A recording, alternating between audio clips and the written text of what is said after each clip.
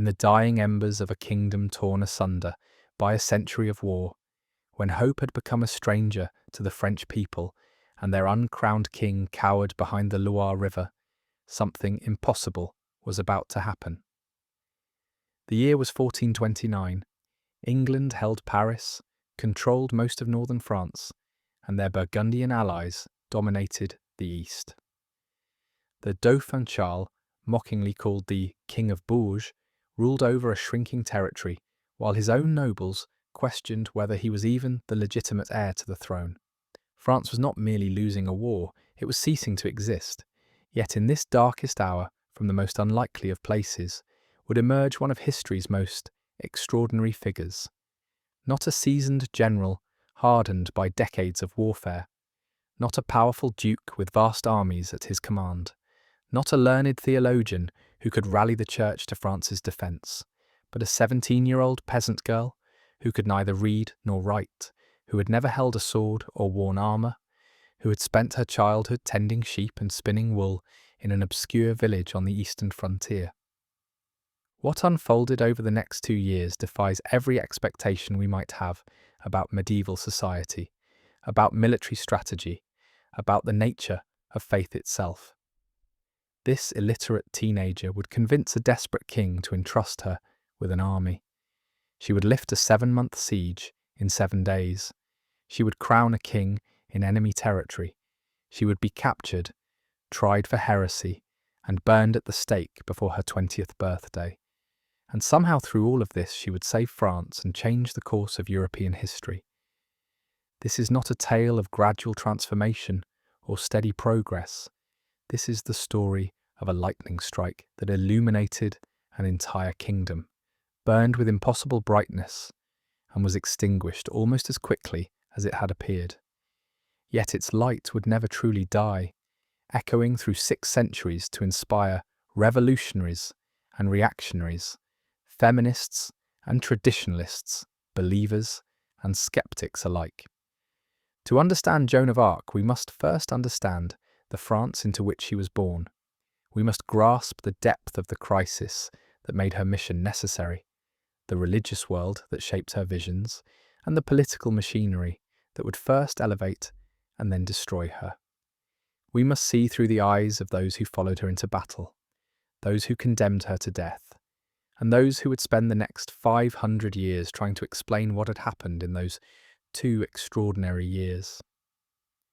Tonight, as we journey through this remarkable saga, we will encounter kings and peasants, saints and sinners, voices from heaven and the flames of execution. We will witness military strategies that shouldn't have worked but did, theological arguments that determine the fate of nations, and political betrayals that echo with shame across the centuries. We will see how a teenage girl's absolute conviction collided with the cynical realities of medieval power, and how, against all odds, her faith proved stronger than their politics. But before we can meet the Maid of Orleans, before we can hear her voices or follow her banner into battle, we must first understand the 100-year tragedy that made her necessary.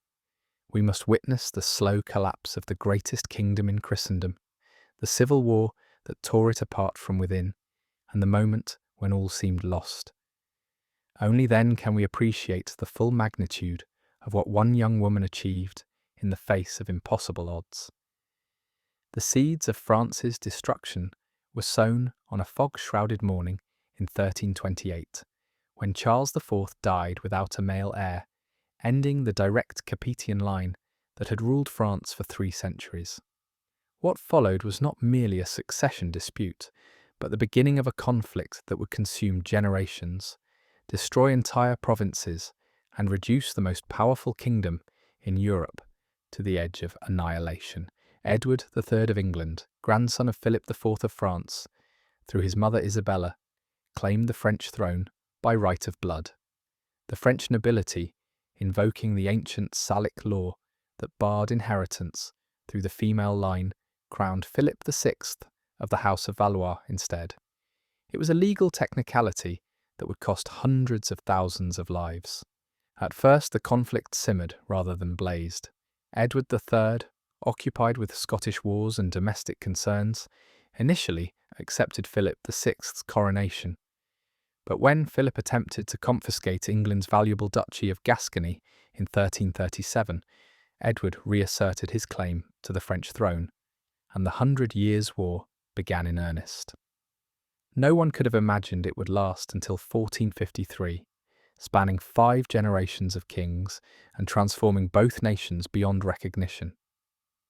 The early decades of the war revealed a shocking truth that would haunt France for a century. Their traditional military superiority, based on heavily armoured noble cavalry, was obsolete. At Crécy in 1346, English longbowmen slaughtered the flower of French chivalry, their arrows punching through expensive armour as if it were parchment. At Poitiers in 1356, the catastrophe was even worse. Not only was the French army destroyed, but King John II himself was captured, leaving France rudderless and humiliated. The capture of a king was more than a military defeat. It was a cosmic disruption of the natural order. Medieval society depended on the belief that God ordained social hierarchies, that kings ruled by divine right, that the strong protected the weak. When English archers, common men, peasants even, could destroy princes and capture kings, the very foundations of society trembled. France's agony was compounded by the Black Death, which arrived in 1348 and killed perhaps a third of the population. Entire villages vanished. Fields lay fallow. Trade routes collapsed. The survivors faced not only grief and fear, but economic catastrophe, as the traditional structures of rural life disintegrated. Peasant rebellions erupted across the kingdom, most notably the Jacquerie of 1358, when desperate farmers rose against nobles who had failed to protect them from either plague or English raiders. Meanwhile, companies of unemployed soldiers, the infamous free companies, roamed the countryside like packs of wolves. These routiers, as they were called, were theoretically loyal to whoever paid them, but in practice they were loyal only to plunder. They besieged towns, burned villages, held nobles for ransom, and turned large swaths of France into lawless wastelands where only the strong or the hidden survived. By 1360, the Treaty of Bretigny seemed to offer respite. Edward III renounced his claim to the French throne in exchange for complete sovereignty over an enlarged Aquitaine. But peace was merely an intermission in the tragedy. Both kingdoms used the respite to rearm and prepare for the next act. When war resumed in 1369, under Edward's son, the Black Prince, and France's new king, Charles V, the conflict took on an even more bitter character. Charles V, known as the Wise, understood that France could not defeat England through traditional battlefield confrontations. Instead, he adopted a strategy of gradual attrition, avoiding major battles while slowly reclaiming territory through sieges and guerrilla warfare. His constable, Bertrand du Guesclin, perfected these tactics, refusing glorious cavalry charges in favour of patient, methodical warfare that gradually pushed the English back to a narrow strip along the coast. For a brief moment, it seemed France might recover. Charles V rebuilt the administration, reformed the tax system, and created a professional army. French confidence returned. The nightmare appeared to be ending. Then in 1380, everything fell apart again. Charles V died at only 42, leaving the throne to Charles VI, a boy of 11. What followed was a catastrophe that would make all previous French disasters seem mild by comparison. At first, the boy king's uncles ruled as regents, enriching themselves, while the kingdom's finances collapsed. When Charles VI reached his majority and took personal control, there was brief hope for renewal. He was young, energetic, and determined to restore French glory. But in August 1392, while leading an expedition through the forest of Le Mans on a blazingly hot day, Charles VI suddenly went insane. He attacked his own men, killing 4 knights before being subdued. When he recovered, he couldn't remember what had happened. It was the beginning of a madness that would periodically incapacitate him for the rest of his life. The king's insanity created a power vacuum that two men rushed to fill: Louis, Duke of Orleans, the king's younger brother, and John the Fearless, Duke of Burgundy, the king's cousin. Their rivalry would tear France apart more thoroughly than any English invasion. Louis of Orleans was everything a medieval prince was supposed to be: handsome, cultured, a patron of the arts, and a legendary lover. He controlled the king during his lucid periods, through charm and persuasion. John of Burgundy was his opposite: calculating, methodical, and pragmatic. He appealed to the merchants of Paris and the common people by promising reform and lower taxes. The rivalry between Orleans and Burgundy went beyond personal ambition. It represented two different visions of France. Orleans stood for the traditional monarchy, centralised and hierarchical. Burgundy represented a more federal vision, with greater autonomy for the great duchies. Orleans drew his support from the south and centre of France, Burgundy from the north and east. On the night of November 23rd, 1407, the conflict exploded into civil war. Louis of Orleans was returning from visiting the Queen when masked men emerged from the shadows of the Rue Vieille du Temple in Paris. They hacked him to pieces, leaving his mutilated body in the gutter. Within days, John the Fearless publicly admitted he had ordered the assassination, claiming he had acted to save France from a tyrant. The murder of Louis of Orleans split France into two irreconcilable factions: the Armagnacs, named after the Count of Armagnac, who led the Orleans party after Louis's death, and the Burgundians. What followed was not merely political rivalry, but genuine civil war. Armies marched and countermarched across France. Paris changed hands repeatedly, each transfer accompanied by massacres of the opposing faction. The English, watching from across the Channel, could hardly believe their good fortune. Henry V of England, young, ambitious, and brilliantly opportunistic, invaded France in 1415, just as the Civil War reached its peak of savagery. The Armagnacs and Burgundians were so busy destroying each other that they could barely organise resistance. At Agincourt on October 25th, 1415, Henry's small army of perhaps 9,000 men faced a French force of 20,000. It should have been an English catastrophe. Instead, it became the greatest English victory of the war. The French nobility, forgetting every lesson of Crécy and Poitiers, charged across a muddy field directly into a storm of English arrows. The battlefield became a slaughter pen.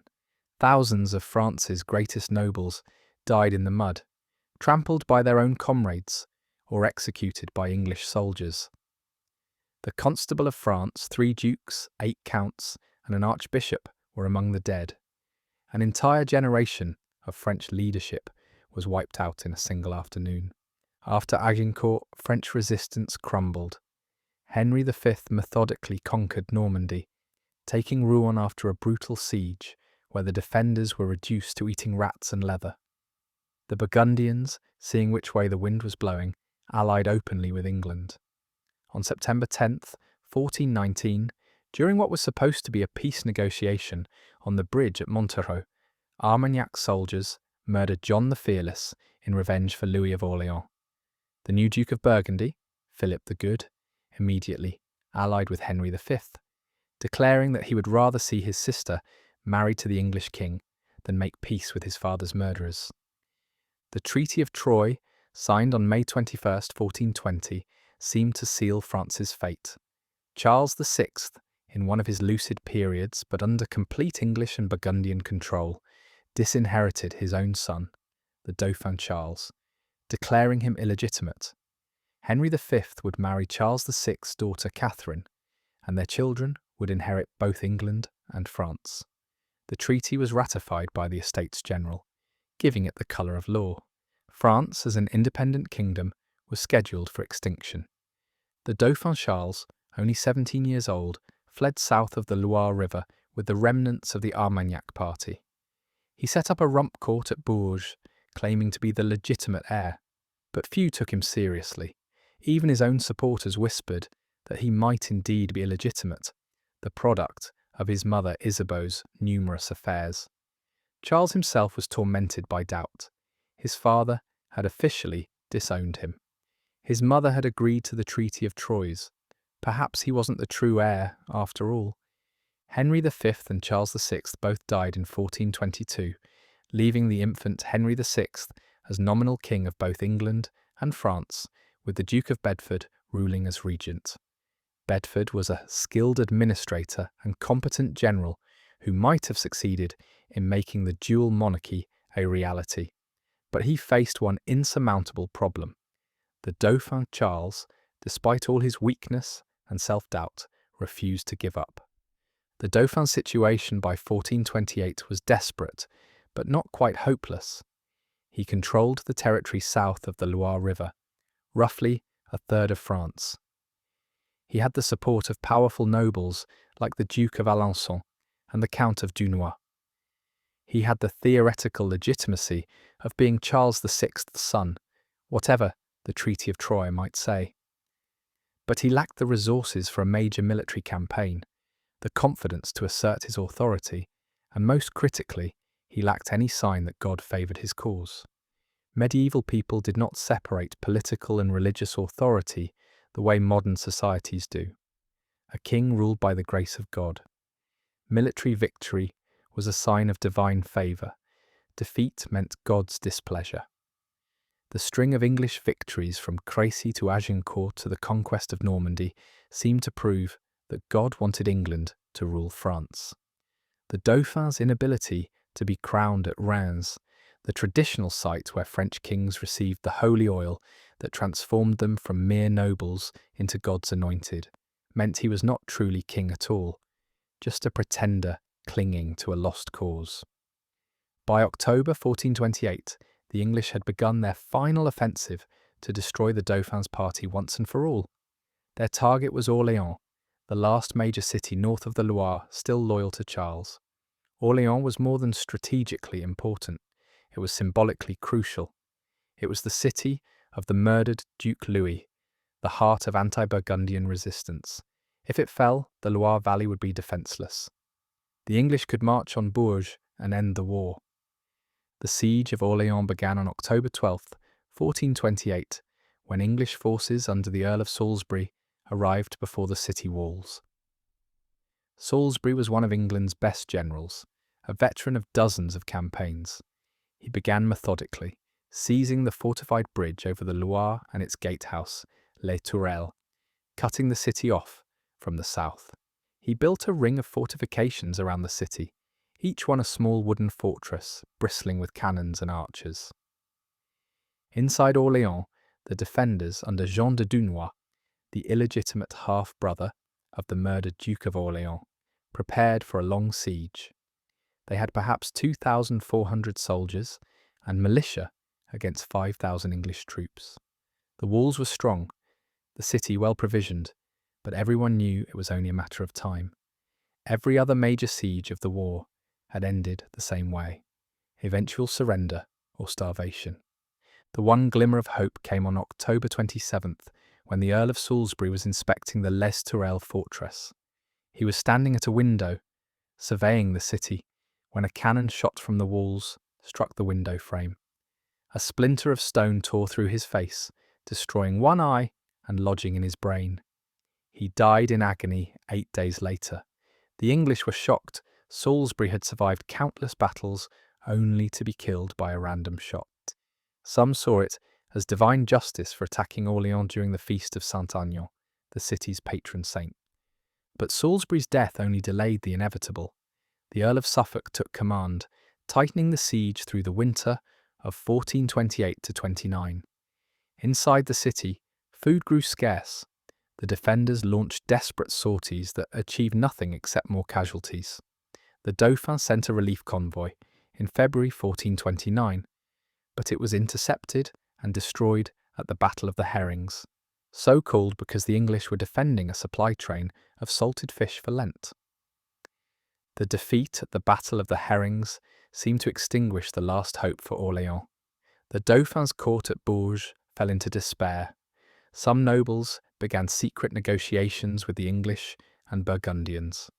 Others simply fled to their estates to wait out the inevitable English victory. The dauphin himself, always prone to melancholy, sank into depression. He was 26 years old, had been fighting for his inheritance for 8 years, and had nothing to show for it but a shrinking territory and a mocking nickname, the King of Bourges. It was at this moment, when French resistance was at its lowest ebb, when the kingdom that had existed since Clovis seemed about to vanish forever, that extraordinary rumours began to reach the Dauphin's court. From the eastern frontier, from a region so remote that many courtiers couldn't locate it on a map, came word of a young girl claiming that voices from heaven had commanded her to save France. She was said to be a peasant, completely uneducated, who had never travelled more than a few miles from her village.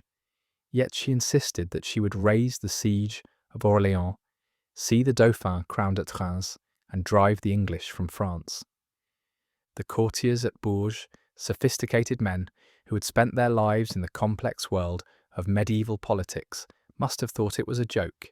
A peasant girl who heard voices, who claimed saints appeared to her and gave her military advice, who dressed in men's clothing and demanded to lead armies.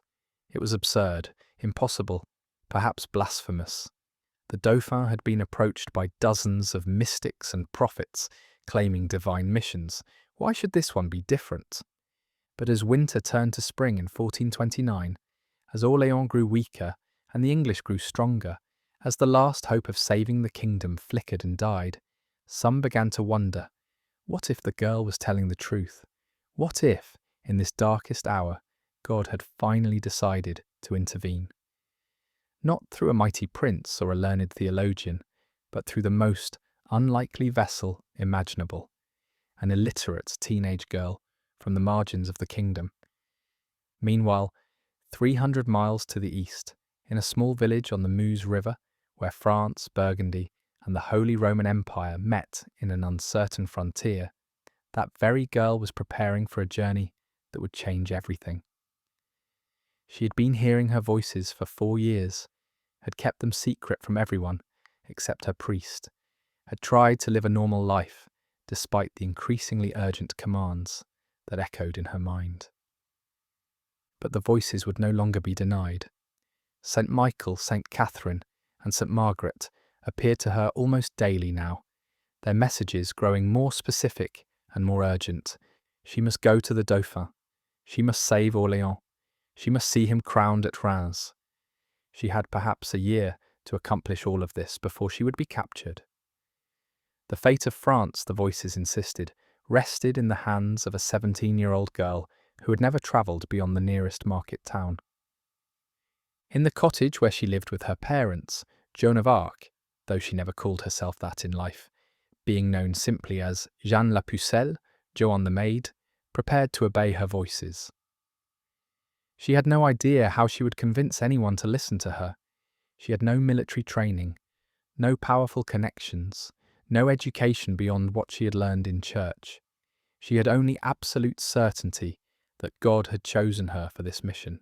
Her father, Jacques d'Arc, had been having nightmares about his daughter running away with soldiers. He had told his sons that if Joan ever did such a thing, they should drown her, and if they wouldn't, he would do it himself. Her mother, Isabelle Romay, known for her piety and her pilgrimage to Rome, watched her youngest daughter with growing concern. Joan had always been religious, but lately she seemed consumed by something beyond normal devotion. The village of Domrémy itself bore the scars of the war that had ravaged France for nearly a century. It had been burned by Burgundian raiders in 1425, forcing the inhabitants to flee to nearby Neufchâteau. The village lay in a curious position, technically part of France, but surrounded by Burgundian territory, isolated from the main currents of French politics, but constantly reminded of the war by raids, requisitions, and rumours of battles fought just over the horizon. It was from this unlikely place that salvation would come.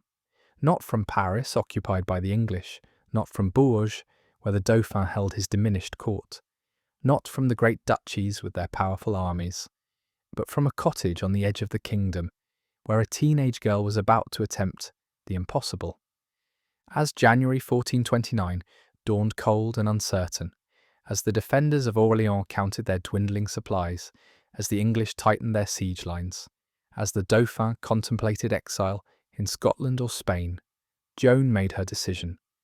Despite her father's threats, despite her mother's tears, despite the sheer impossibility of what she was attempting, she would obey her voices.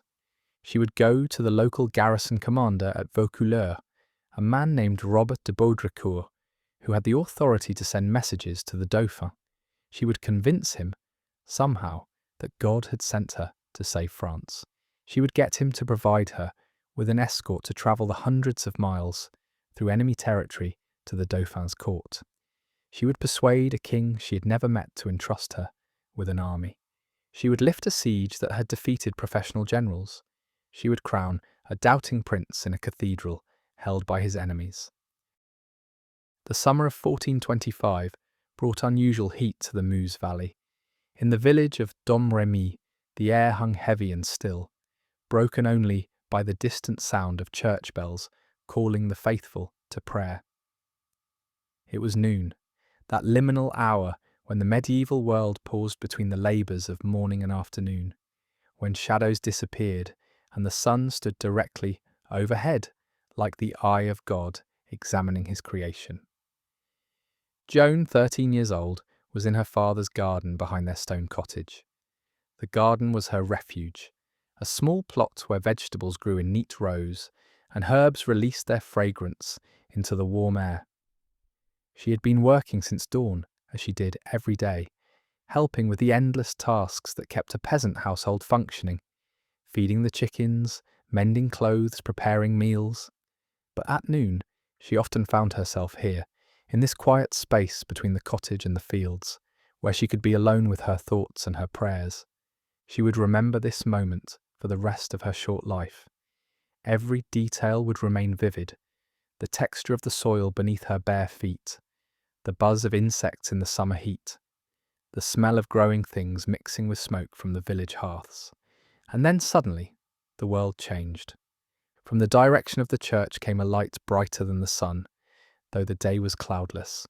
It was not the harsh light of lightning or fire, but something altogether different, a radiance that seemed to carry weight and presence, that made the very air shimmer with significance, and within that light, or perhaps composed of it, was a voice.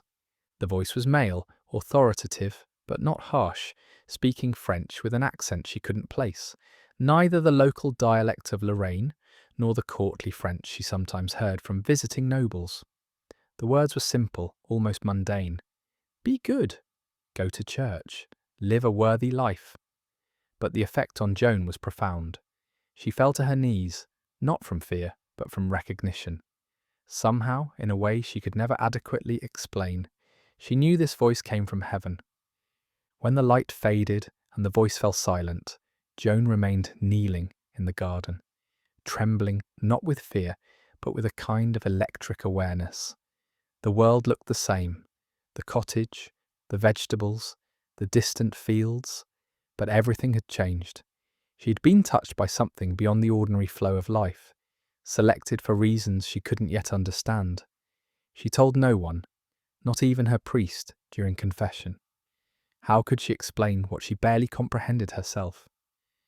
Over the following weeks, the voice returned, always at the hour of church bells, always accompanied by that extraordinary light. Gradually, the speaker revealed himself. He was Michael the Archangel, captain of the heavenly host, the warrior who had cast Satan from heaven, the protector of France. The choice of Michael was significant in ways Joan wouldn't fully understand until later. He was the patron saint of soldiers, the defender against evil, the one who would weigh souls at the last judgment. That he should appear to a peasant girl in an obscure village suggested something extraordinary was beginning.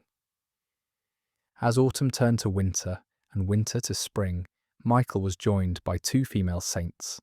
Saint Catherine of Alexandria appeared first, a virgin martyr who had confounded 50 philosophers with her wisdom. before being executed on a spiked wheel.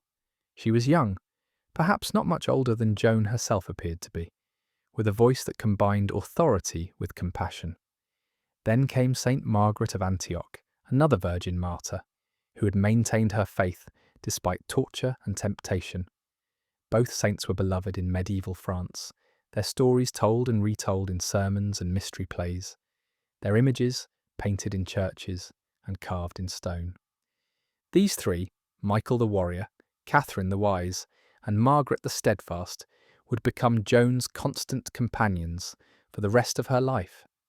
They appeared to her 2 or 3 times a week, sometimes more during crucial periods. She saw them, she would later testify, as clearly as she saw living people. They had faces and bodies, wore crowns of gold, smelled of roses and incense. They were as real to her as her parents. More real, perhaps, because they came from a realm beyond the changes and chances of mortal life. At first, the messages remained personal and spiritual. Joan must maintain her virginity, dedicating her purity to God. She must be charitable to the poor, even when her own family had little to spare. She must attend Mass daily if possible, confess regularly, and receive communion with proper devotion. These were not unusual requirements. Many devout young women followed similar practices, but the supernatural source gave them special weight. Joan threw herself into religious life with an intensity that both impressed and worried her parents. She gave her own food to beggars, slept on the floor so vagrants could have her bed, spent hours in prayer when other girls her age were gossiping or dancing. The village priest, Father Jean Fournier, noticed her exceptional devotion, but saw nothing heretical or dangerous in it. She was simply an extraordinarily pious girl in an age that valued piety. But as 1427 progressed, the messages from her voices began to change. They spoke less of personal holiness and more of France's suffering. They told her about battles she had never heard of, described the dauphin she had never seen, explained political situations far beyond her experience or education. Michael showed her visions of French soldiers fleeing before English arrows, of cities burning, of the kingdom itself dissolving like salt in water. The transformation in the messages accelerated in 1428. Now the voices spoke of specific missions. Joan must go to the Dauphin Charles. She must tell him that God had sent her to help him become the true king of France. She must raise the siege of Orléans, see Charles crowned at Reims, and drive the English from French soil. The commands were precise, urgent, and completely impossible for a peasant girl to fulfill. Joan's response to these evolving messages reveals much about her character. A different person might have dismissed the voices as delusions, sought treatment for what modern medicine might diagnose as temporal lobe epilepsy or schizophrenia. Another might have embraced them as divine, while recognizing the impossibility of acting on them, living a life of private mysticism without public action. But Joan possessed a quality that would define her short life: absolute certainty combined with practical determination. She began to prepare. Without telling anyone why, she learned to ride horses, borrowing mounts from her father's friends, and teaching herself to stay seated at a gallop. She observed the men-at-arms who occasionally passed through Domrémy, studying how they moved in armour, how they held their weapons. She listened intently to news from the war, memorising names of commanders, locations of battles, the complex web of allegiances that defined the conflict. Her father, Jacques d'Arc, began having disturbing dreams.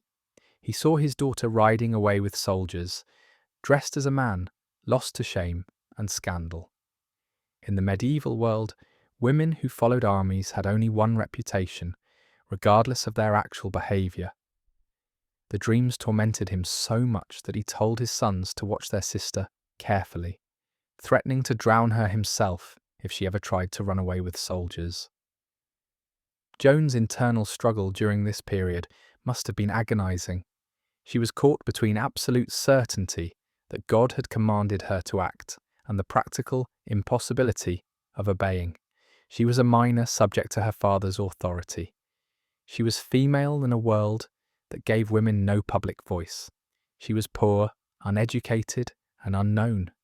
Every structure of medieval society stood between her and the mission her voices demanded.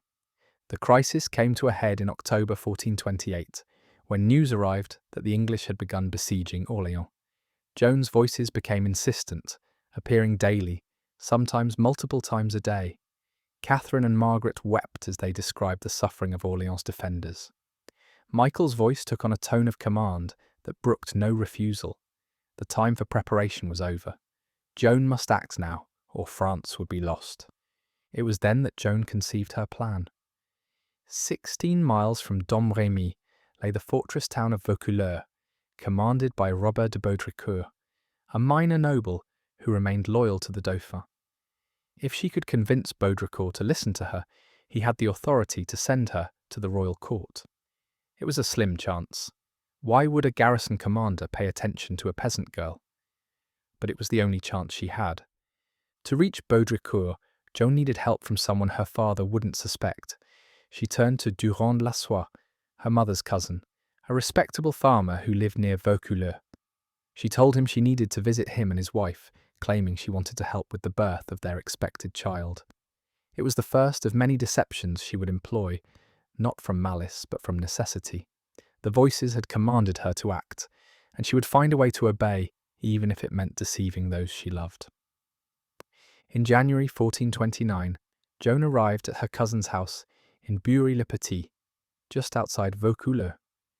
She stayed with Durand and his wife for several days, helping with household chores, giving no sign of her real purpose. Then, choosing her moment carefully, she revealed the truth to Durand. God had sent her to save France. She needed him to arrange a meeting with Robert de Baudricourt. Durand's reaction is not recorded, but we can imagine his shock. His young cousin, this girl he had known since childhood, claimed to hear voices from heaven, claimed she would save the kingdom. It must have seemed like madness, yet something about Joan's certainty, her complete lack of doubt or hesitation, must have been compelling. Against all reason, Durand agreed to help. The first meeting with Baudricourt was a disaster. The garrison commander was a practical soldier, a minor noble who had survived decades of war through careful political manoeuvring. He had no time for peasant mystics. When Durand presented Joan and she announced that God had sent her to save France, Baudricourt's response was predictable and crude. He told Durand to take the girl home and tell her father to give her a good beating. But Joan didn't return to Domrémy. Instead, she remained in Vaucouleurs, staying with Henri and Catherine Le Royer, a local couple who were moved by her obvious devotion. She attended Mass daily at the chapel, prayed for hours, and spoke to anyone who would listen about her divine mission. Gradually, word spread through the town about the strange girl who claimed to hear voices. The people of Vaucouleurs were more receptive to Joan's message than their commander had been.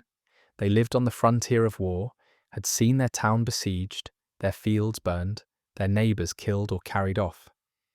They knew that conventional military efforts had failed, that the Dauphin's cause seemed hopeless. Perhaps God would intervene through an unlikely vessel. Hadn't he chosen David, a shepherd boy, to defeat Goliath? Hadn't he worked through Judith, a woman, to save the Israelites? An old prophecy began to circulate, attributed variously to Merlin, Bede, or Marie d'Avignon. France will be lost by a woman and saved by a virgin from the marches of Lorraine. The woman who lost France was clearly Queen Isabeau, who had signed the Treaty of Troyes disinheriting her own son. Could Joan be the virgin from Lorraine who would restore what the Queen had destroyed? As Joan waited in Vaucouleurs, her voices continued to guide her.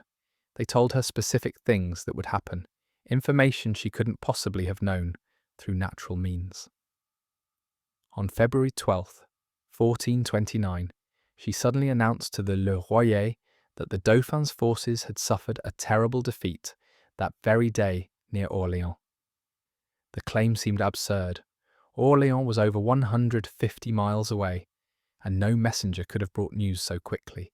But Joan was insistent. the French had been defeated while trying to intercept an English supply convoy. Many good men had died.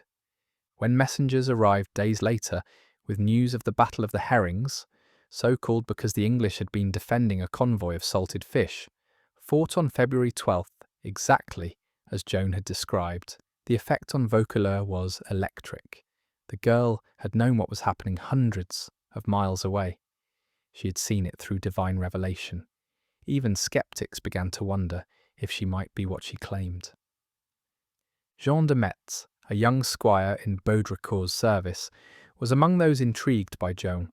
He sought her out, finding her in the chapel where she spent most of her time. His question was blunt. "What are you doing here? Must the king be driven from his kingdom and all of us become English?" Joan's answer, recorded in Jean de Metz's later testimony, was equally direct. "I have come to this royal town to speak to Robert de Baudricourt, that he might deign to take me or have me taken to the king. But he pays no attention to me or my words. Nevertheless, before mid-Lent, I must be with the king, even if I must wear my legs down to the knees going to him.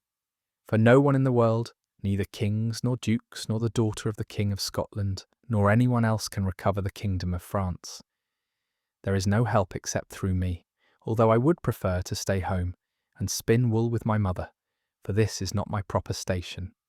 But I must go, and I must do this, because my lord wishes me to do it." Jean de Metz was a soldier, trained to judge people quickly and accurately. His life often depended on knowing whom to trust. Something about Joan, her certainty, her lack of personal ambition, her obvious distress at being called to this mission, convinced him. He asked who her lord was. When she replied God, he placed his hands between hers in the feudal gesture of fealty and swore to help her reach the king. Bertrand de Poulenchy, another young squire, was similarly moved. Together with Jean de Metz, he began to organise an escort to take Joan to the dauphin. They understood the dangers involved.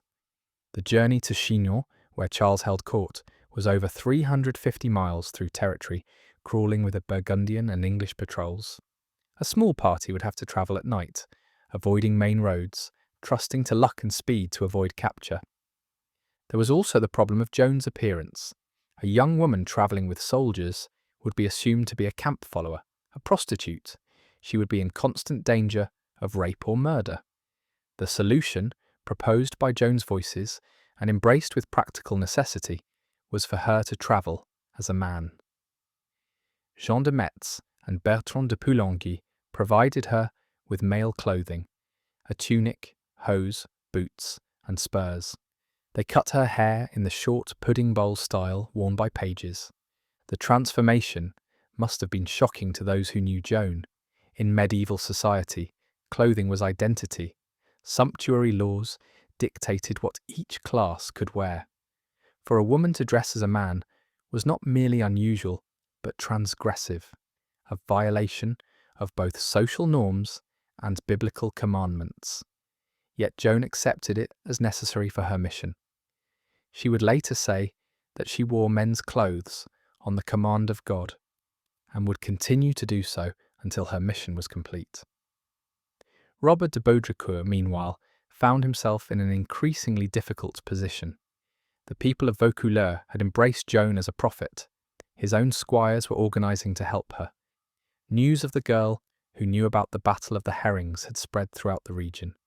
If he continued to refuse her, and Orléans fell as a result, he might be blamed for ignoring a divine messenger.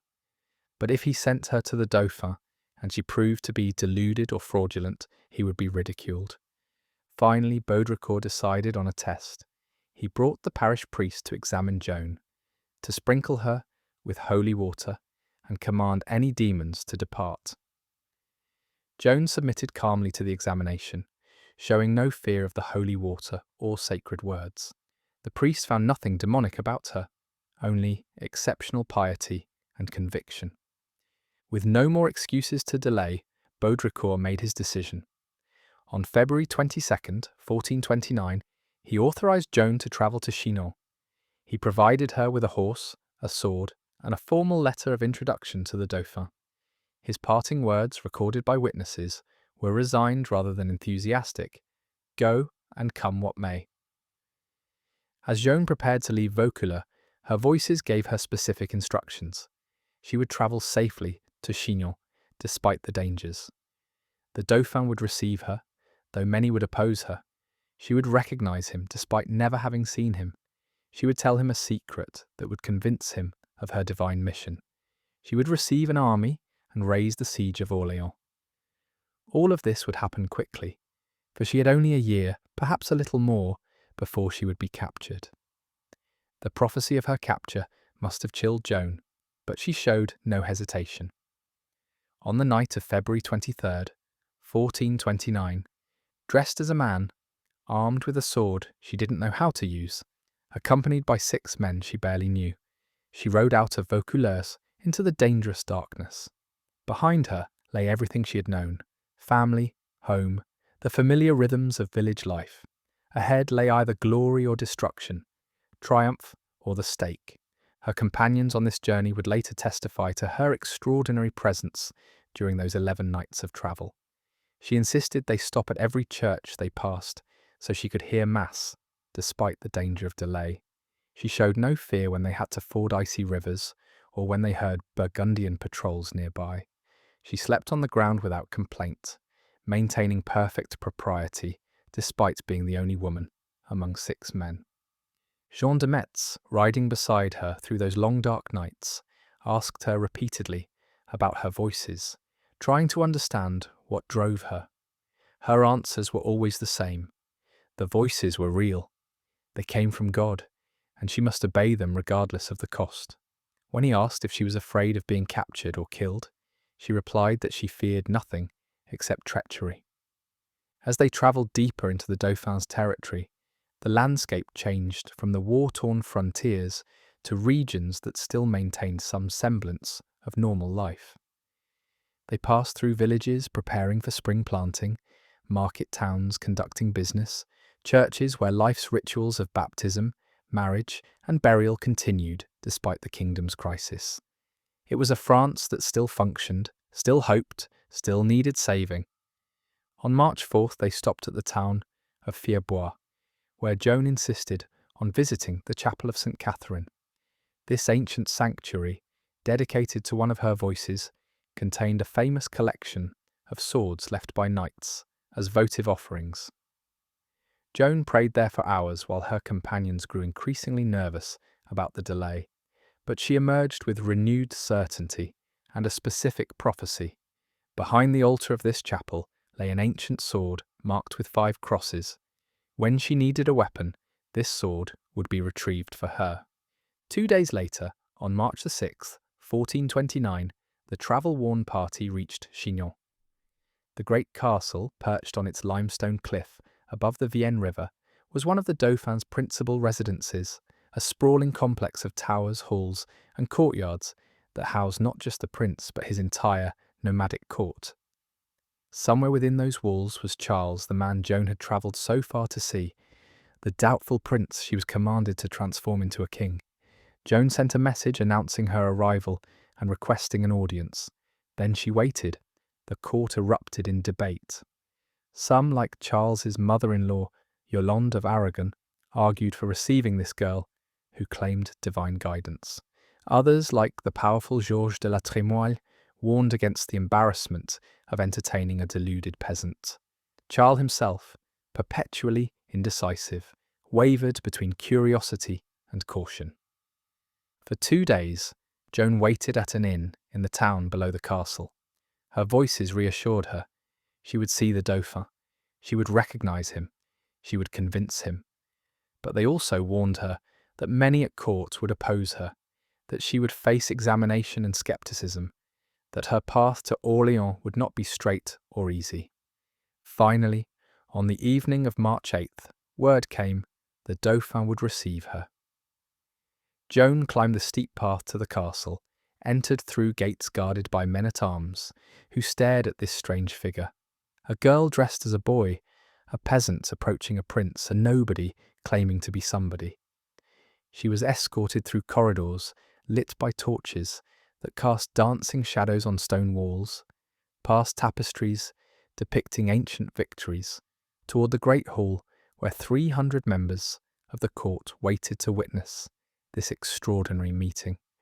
What happened next would become one of the most famous scenes in French history, retold in countless paintings, plays, and poems.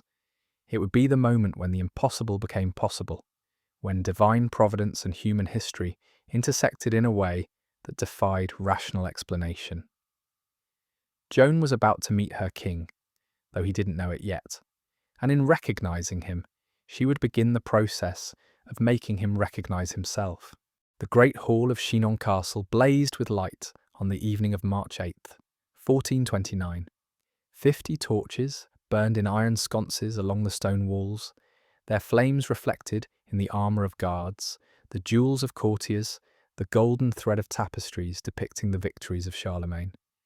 300 members of the Dauphin's court had assembled to witness what most expected would be either a brief entertainment or a terrible embarrassment. They stood in clusters, whispering behind raised hands, their silk garments rustling like autumn leaves as they jockeyed for better positions to view the coming spectacle.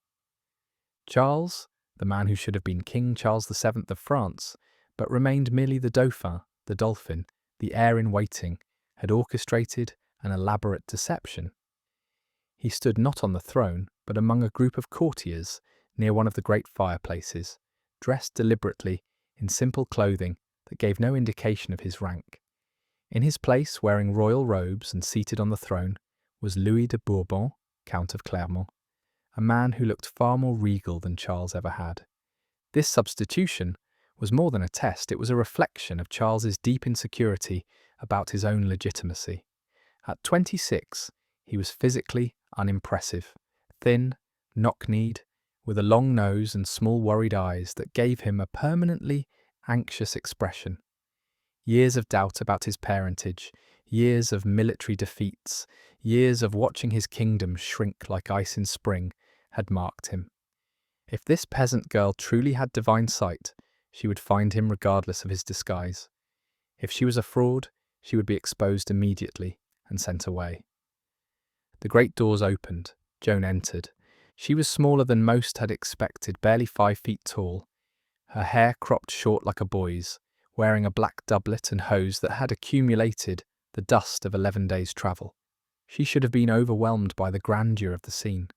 A peasant girl who had never been inside anything grander than a parish church, suddenly confronted with the architectural embodiment of royal power. The vaulted ceiling soared 60 feet overhead. The walls were hung with cloth of gold. The assembled nobility wore fortunes in silk and velvet, their fingers heavy with rings, their necks circled with golden chains of office. But Joan walked forward without hesitation, her eyes scanning the crowd with an intensity that made courtiers step back despite themselves. She ignored the Count of Clermont on the throne completely, didn't even glance in his direction. Instead, she moved through the crowd like a ship through water, courtiers parting before her, until she stopped directly in front of Charles. For a moment, sovereign and subject regarded each other in silence. Then Joan dropped to her knees, embraced Charles's legs in the gesture of feudal submission, and spoke words that would echo through French history. "Most noble Lord Dauphin, I am Joan the maid, sent by God to help you and your kingdom. The King of Heaven speaks through me, and says you shall be anointed and crowned in the city of Reims, and you shall be the lieutenant of the King of Heaven, who is King of France." Charles attempted to maintain his deception. "You are mistaken," he said, gesturing toward the throne. "I am not the king. There he sits." Joan's response was immediate and unwavering. "In God's name, gentle prince, it is you and none other." The hall fell silent. The elaborate deception had failed, or rather, it had succeeded in proving something extraordinary. This girl, who had never seen the Dauphin, who had no way of knowing what he looked like, had identified him instantly among 300 people. Some courtiers would later claim they saw a nimbus of light around Joan as she knelt before Charles. Others said they heard music, though no musicians were playing. Most simply stood in stunned silence, trying to process what they had witnessed. But Charles needed more than public recognition. He drew Joan aside into a window embrasure where they could speak privately. What passed between them in that alcove remained secret for the rest of both their lives. But Charles emerged transformed. The perpetually melancholy prince was, according to witnesses, radiant, joyful, as if he had seen an angel. Years later, during Joan's nullification trial, some witnesses suggested she had given Charles a sign regarding his legitimacy. The secret that tormented Charles, the possibility that he was not his father's son, but the product of his mother's numerous infidelities, had been answered. Joan had told him something, revealed something, confirmed something that only God could know. She had addressed his deepest fear and resolved it through divine authority, but the court was far from unanimous in accepting Jean. Georges de la Trémoille, the Grand Chamberlain and Charles' most powerful adviser, saw her as a threat to his influence. Archbishop Regnault de Chartres, Chancellor of France, was suspicious of anyone claiming direct divine revelation outside the Church's mediation. Many nobles were offended at the idea of a peasant, and a female peasant at that, presuming to lead armies and advise kings. The debate raged for days. Some argued that Joan should be sent away immediately. Her very presence was an embarrassment, a sign of how desperate the dauphin had become. Others, led by Yolande of Aragon, Charles's formidable mother-in-law, argued that Joan should at least be examined. If she was sent by God, rejecting her would be blasphemy. If she was deluded or worse, an agent of the devil, that too needed to be determined. While the court debated, Joan was lodged in the Tour de Coudray, a tower in the castle where she could be watched but treated with respect. She was assigned a page, Louis de Coute, and a steward, Jean d'Aulon, who would remain with her throughout her brief military career. Noble ladies visited her, curious about this strange girl who dressed as a man and claimed to speak with saints. They found her courteous but unimpressed by their rank, treating duchesses and serving women with equal directness. Joan's behaviour during these weeks of waiting revealed her complex character. She was impatient with delay. Her voices told her she had a year, scarcely more, to complete her mission. Yet she understood the need to convince skeptics. She attended Mass daily, often multiple times, displaying a devotion that impressed even critical observers. She dictated letters, she could not write herself, to the English, warning them to leave France or face divine punishment. The letters were simultaneously naive in their expectation of compliance and sophisticated in their theological arguments. One letter, addressed to the Duke of Bedford, regent for the infant Henry VI, was particularly bold. "King of England, and you, Duke of Bedford, who call yourself regent of the Kingdom of France. You, William de la Pole, Count of Suffolk, John, Lord Talbot, and you, Thomas. Lord Scales, who call yourselves lieutenants of the said Duke of Bedford, render account to the King of Heaven. Surrender to the maid who is sent here by God, the King of Heaven, the keys to all the good cities you have taken and violated in France." The English response was predictable. They dismissed her as a witch and threatened to burn her if captured. But the letter served its purpose in France, demonstrating Joan's absolute confidence in her mission and her willingness to challenge the greatest powers of her age. Finally, Charles decided on a course of action that was typically cautious. Joan would be sent to Poitiers, where a commission of theologians would examine her. If they found her orthodox and sincere, she could proceed. If not, she would be quietly dismissed. It was a way of shifting responsibility. If Joan succeeded, Charles could claim credit for recognizing divine intervention. If she failed or proved heretical, the theologians would bear the blame. The journey to Poitiers took 3 days through countryside, beginning to show the first signs of spring. Joan rode between guards who were unsure whether they were protecting or imprisoning her. She maintained her male dress, explaining to anyone who asked that it was necessary for her mission and commanded by her voices.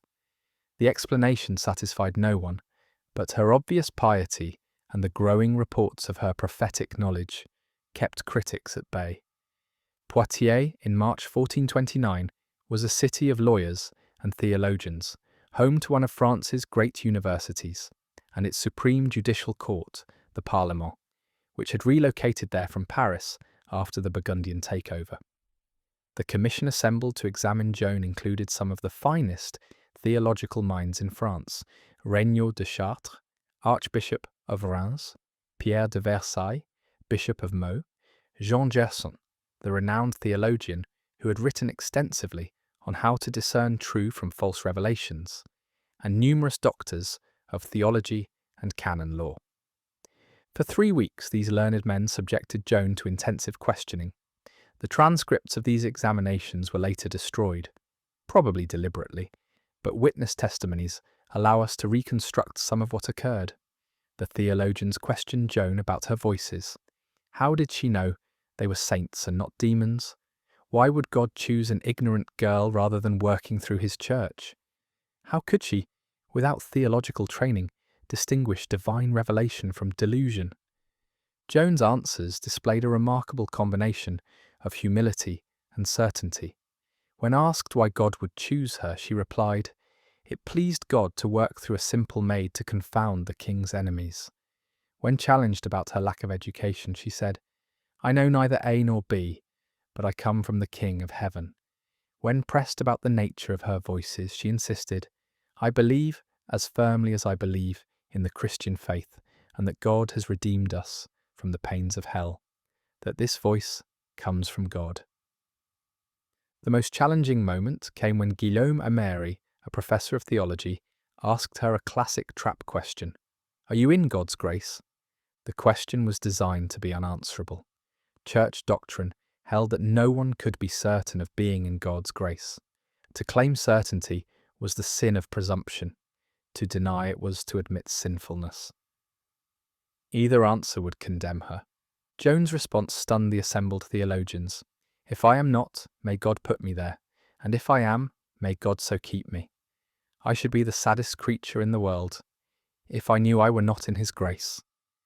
Pierre de Versailles would later say that the wisest theologian in the commission could not have answered better. Joan had somehow, without theological training, navigated one of the most complex questions in Christian doctrine. It was moments like these that began to convince the skeptics that, whatever the source of Joan's voices, she was not a fraud or a heretic.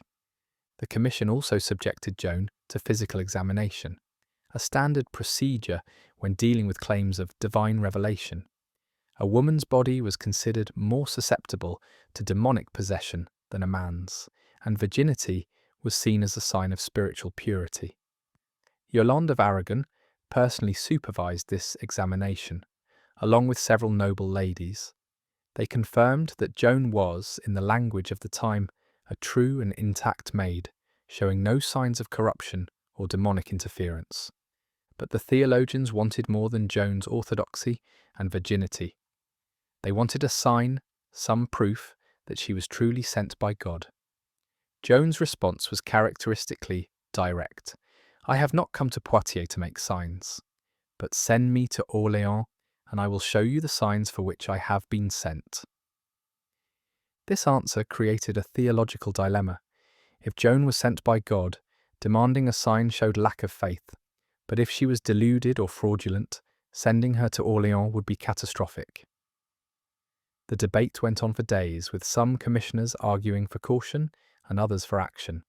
Finally, Jacques Gelou, Archbishop of Embrun, offered a solution drawn from Scripture.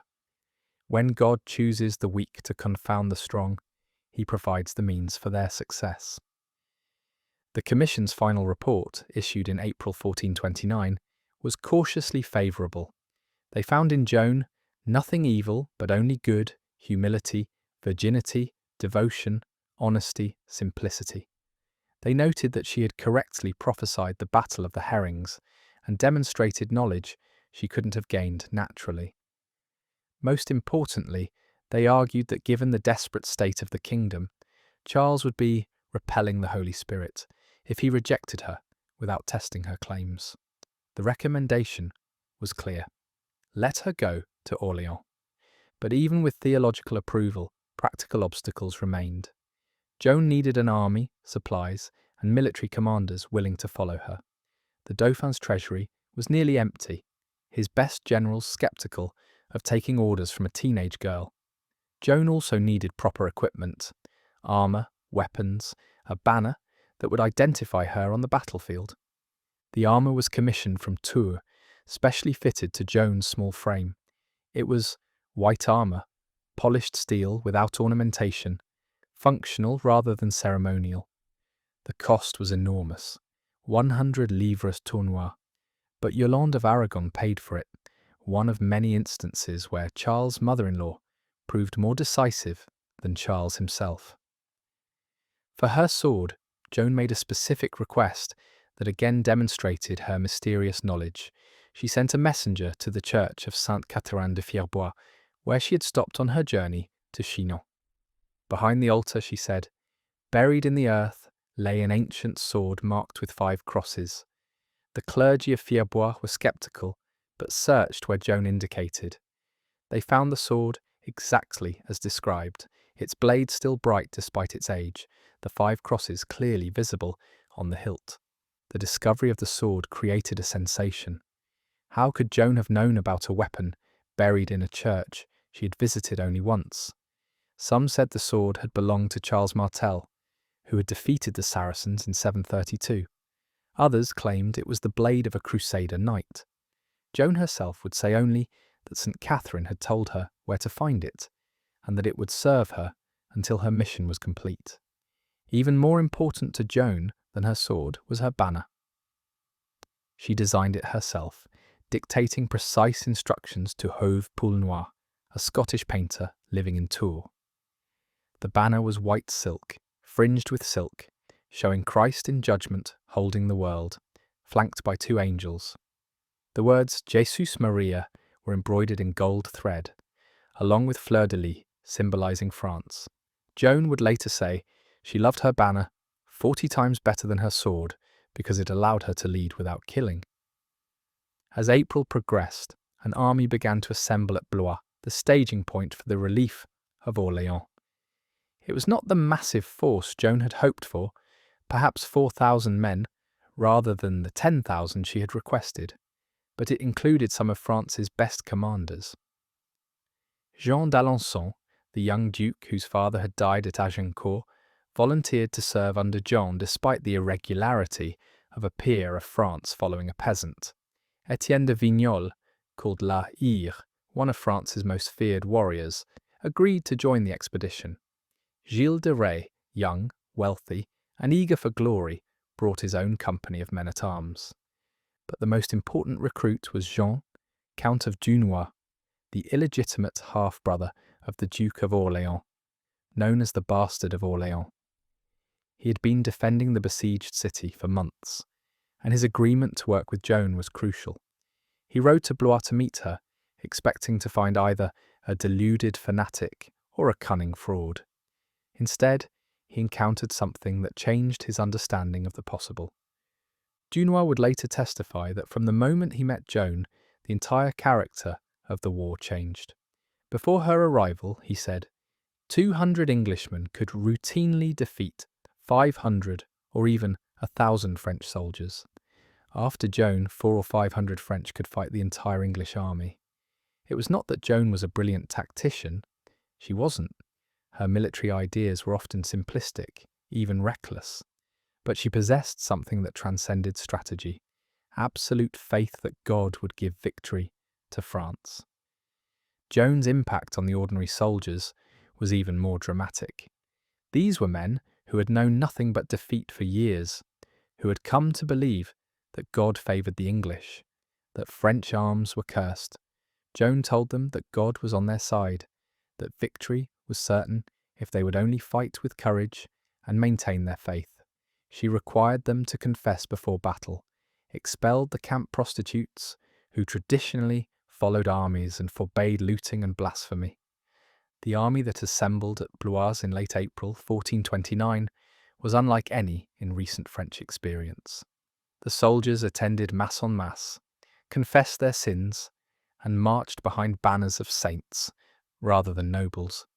They sang hymns as they moved through the countryside. Priests carrying consecrated hosts led the columns. It looked more like a religious procession than a military expedition, which was exactly what Joan intended. This was not merely a war between kingdoms, but a holy war for the salvation of France. On April 27th, 1429, this strange army set out from Blois toward Orléans. Joan rode at its head in her white armour, her banner carried before her by her squire, surrounded by priests chanting prayers. Behind her came supply wagons loaded with grain and gunpowder, herds of cattle for the besieged city, and thousands of soldiers who had rediscovered hope. The English forces besieging Orléans, when they learned of the approaching relief force, were divided in their response. Some commanders, like William Glasdale, who held Les Tourelles, the fortified gatehouse, controlling the bridge, dismissed Joan as a witch whose powers would fail against true Christians. Others, including John Talbot, the most experienced English commander, were troubled by reports of the transformation in French morale. The English had won their great victories through psychological dominance as much as military superiority. If the French no longer believed themselves defeated, the entire strategic situation could change. As Joan's army approached Orléans on the evening of April 28th, a crucial decision had to be made. The English controlled the western and southern approaches to the city with their fortified positions. The only safe route was from the east, along the north bank of the Loire, but this would require the army to cross the river upstream and then double back, a complex manoeuvre that would delay the relief of the city. Dunois, as the most experienced commander, had already made arrangements for boats to ferry the supplies and soldiers across the Loire east of the city. But when Joan learned of this plan, she exploded in anger. Her voices had told her to approach directly, to challenge the English positions, to demonstrate that God would protect the French army. The cautious, indirect approach was faithlessness, a failure to trust in divine providence. The argument between Joan and Dunois would establish a pattern that would continue throughout her military career. The professional soldiers wanted to use traditional tactics to avoid unnecessary risks, to preserve their forces. Joan wanted to attack immediately and directly, trusting in God to provide victory. She had no patience for siegecraft, no interest in elaborate manoeuvres, no understanding of logistics. She knew only that her voices promised victory if she acted with faith and courage. On this occasion, Dunois prevailed, partly because the wind was blowing from the wrong direction to allow the boats to cross where Joan wanted.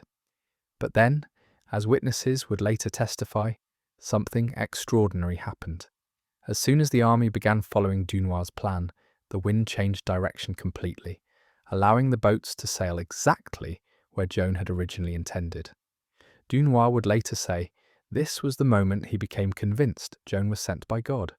As darkness fell on April 28th, Joan entered Orléans through the Burgundy Gate, riding a white horse, her armour gleaming in the light of torches held by citizens who had come out to greet their deliverer. The crowd pressed so close that one of the torches set her banner on fire. Joan calmly extinguished it, displaying a horsemanship that surprised those who knew she had only learned to ride months before. The people of Orléans, who had endured 6 months of siege, who had seen their supplies dwindle and their walls crumble under English bombardment, looked at this teenage girl as if she were an angel descended from heaven.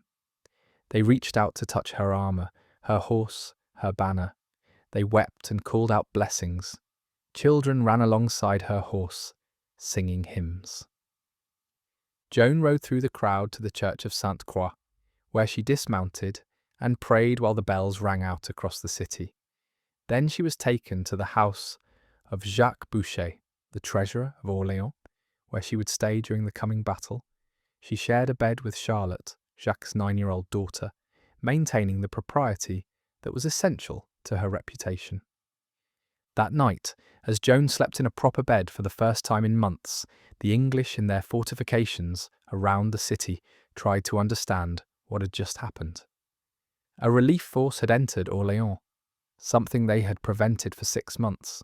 The French were singing and celebrating rather than cowering behind their walls, and at the centre of it all was a teenage girl who claimed God had sent her to destroy them. Some English soldiers, particularly those from the common ranks, were genuinely frightened. They had heard rumours of Joan's prophecies, her discovery of the hidden sword, her ability to recognise the dauphin. In an age when everyone believed in the supernatural, the possibility that she might indeed have divine powers was terrifying. The English had justified their conquest of France by claiming God favoured their cause. What if they were wrong? But the English commanders, particularly William Glasdale at Les Tourelles and William de la Pole, Earl of Suffolk, maintained their confidence. They had defeated every French army sent against them for decades. They held fortified positions with veteran troops. They had cannons, expert archers, and the knowledge of siege warfare gained from a century of combat. Whatever Joan of Arc might be, witch, prophet, or deluded peasant, she was about to face the reality of medieval warfare, and in that reality, the English had always won. The morning of April 29th, 1429, dawned grey and misty over Orléans, the Loire flowing like molten silver beneath the broken arches of the bridge. Joan rose before dawn, as was her custom, to hear Mass at the cathedral. The church was packed with citizens who had come to glimpse their saviour, to touch her if possible, to reassure themselves that her arrival had not been a dream. After Mass, Joan climbed the walls to survey the English positions. What she saw would have discouraged a professional soldier. The English had built a ring of fortified positions around the city, each one a small wooden fortress called a boulevard, protected by ditches, palisades, and earthworks. The strongest positions were to the south, Les Tourelles, the twin-towered gatehouse that controlled the bridge, and Les Augustins, a fortified monastery that protected Les Tourelles' flank. To the west lay more boulevards, controlling the Paris road. To the north and east, the positions were weaker but still formidable. The English strategy was classically methodical. They didn't need to assault Orléans' massive walls. They could simply starve the city into submission, tightening their grip month by month until hunger and disease forced surrender. It was a strategy that had worked at Rouen, at Meaux, at every major siege of the war. Time was on their side, but Joan had no intention of playing by conventional rules. That very morning, she dictated another letter to the English commanders, having it shot over the walls, attached to an arrow. You, men of England, who have no right to this kingdom of France, the King of Heaven orders and notifies you through me, Joan the maid, to leave your fortresses and go back to your own country, or I will produce a clash of arms to be eternally remembered. And this is the third and last time I write to you. I shall not write any more. The English response was immediate and crude. They shouted from their fortifications that Joan was a cowgirl and a whore, that they would burn her when they caught her. William Glasdale, commanding Les Tourelles, was particularly vitriolic, his insults carrying across the water to where Joan stood on the city walls. She wept at his words, not from fear, but from sorrow that he was damning his soul. Then, recovering her composure, she shouted back, "You lie! And despite you soon you will depart from here, but you will not see it, for you will be dead." The prediction would prove prophetically accurate, but for now it only provoked more English mockery. They had heard such threats before, from desperate French commanders. Words didn't win battles, arrows and swords did. The first days after Joan's arrival were frustrating for everyone involved. Dunois and the other captains wanted to wait for reinforcements before attempting any serious action. They had managed to get supplies into the city, which could now withstand a longer siege. Why risk everything on a premature attack? Joan, however, grew increasingly agitated. Her voices were urgent. She had not come to Orléans to wait but to fight. The tension came to a head on May 1st, when Dunois left for Blois to hurry the reinforcements. Joan felt betrayed, abandoned by the very man who should be helping her fulfill her mission. She spent the day in prayer, but also rode around the walls in full view of the English, studying their positions with an intensity that made even experienced soldiers uncomfortable. She was learning, absorbing in days what most commanders took years to understand. On May 3rd, while Joan was resting in the afternoon, she often took brief naps, a habit from her peasant upbringing. Her voices suddenly spoke with terrible urgency. She leapt from her bed, calling for her squire Jean to help her into her armour. "My counsel tells me to go against the English," she declared, "but I don't know whether against their fortifications or against Glassdale, who would prevent provisions from entering." As Dolon was still fastening her armour, sounds of battle erupted from the eastern side of the city. A group of French soldiers, acting without orders, had launched an attack on the English boulevard of Saint-Lô.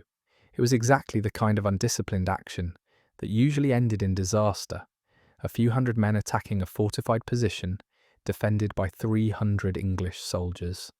Joan rode through the streets like a whirlwind, her banner streaming behind her, gathering soldiers as she went. Citizens ran from their houses to see her pass, many following on foot.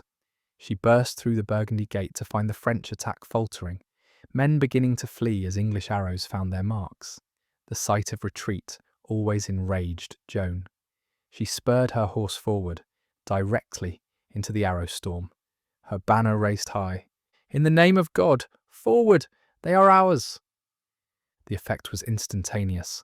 The fleeing soldiers turned back. Fresh troops poured from the city. The attack that had been failing suddenly succeeded. Within an hour, Saint-Lô was in French hands. The English garrison was dead or captured. The fortification burned. It was the first French victory in open battle in living memory. But as the smoke cleared and the adrenaline faded, Joan witnessed the reality of medieval warfare. The ground was littered with bodies, English and French tangled together in death. The wounded screamed for water or mercy. English prisoners were being stripped and bound, knowing they faced ransom if noble, slavery or death if common. Joan found some French soldiers preparing to execute English prisoners who had taken refuge in the chapel, having hastily put on priests' robes in a desperate attempt to claim sanctuary. Joan intervened, placing herself between the soldiers and their victims. These men were her enemies, but they were also Christians with souls that needed saving. She insisted they be taken prisoner rather than killed, personally guaranteeing their safety. Then, in an act that amazed both French and English witnesses, she knelt beside a dying English soldier, cradling his head and helping him make his final confession. The capture of Saint-Lô changed everything.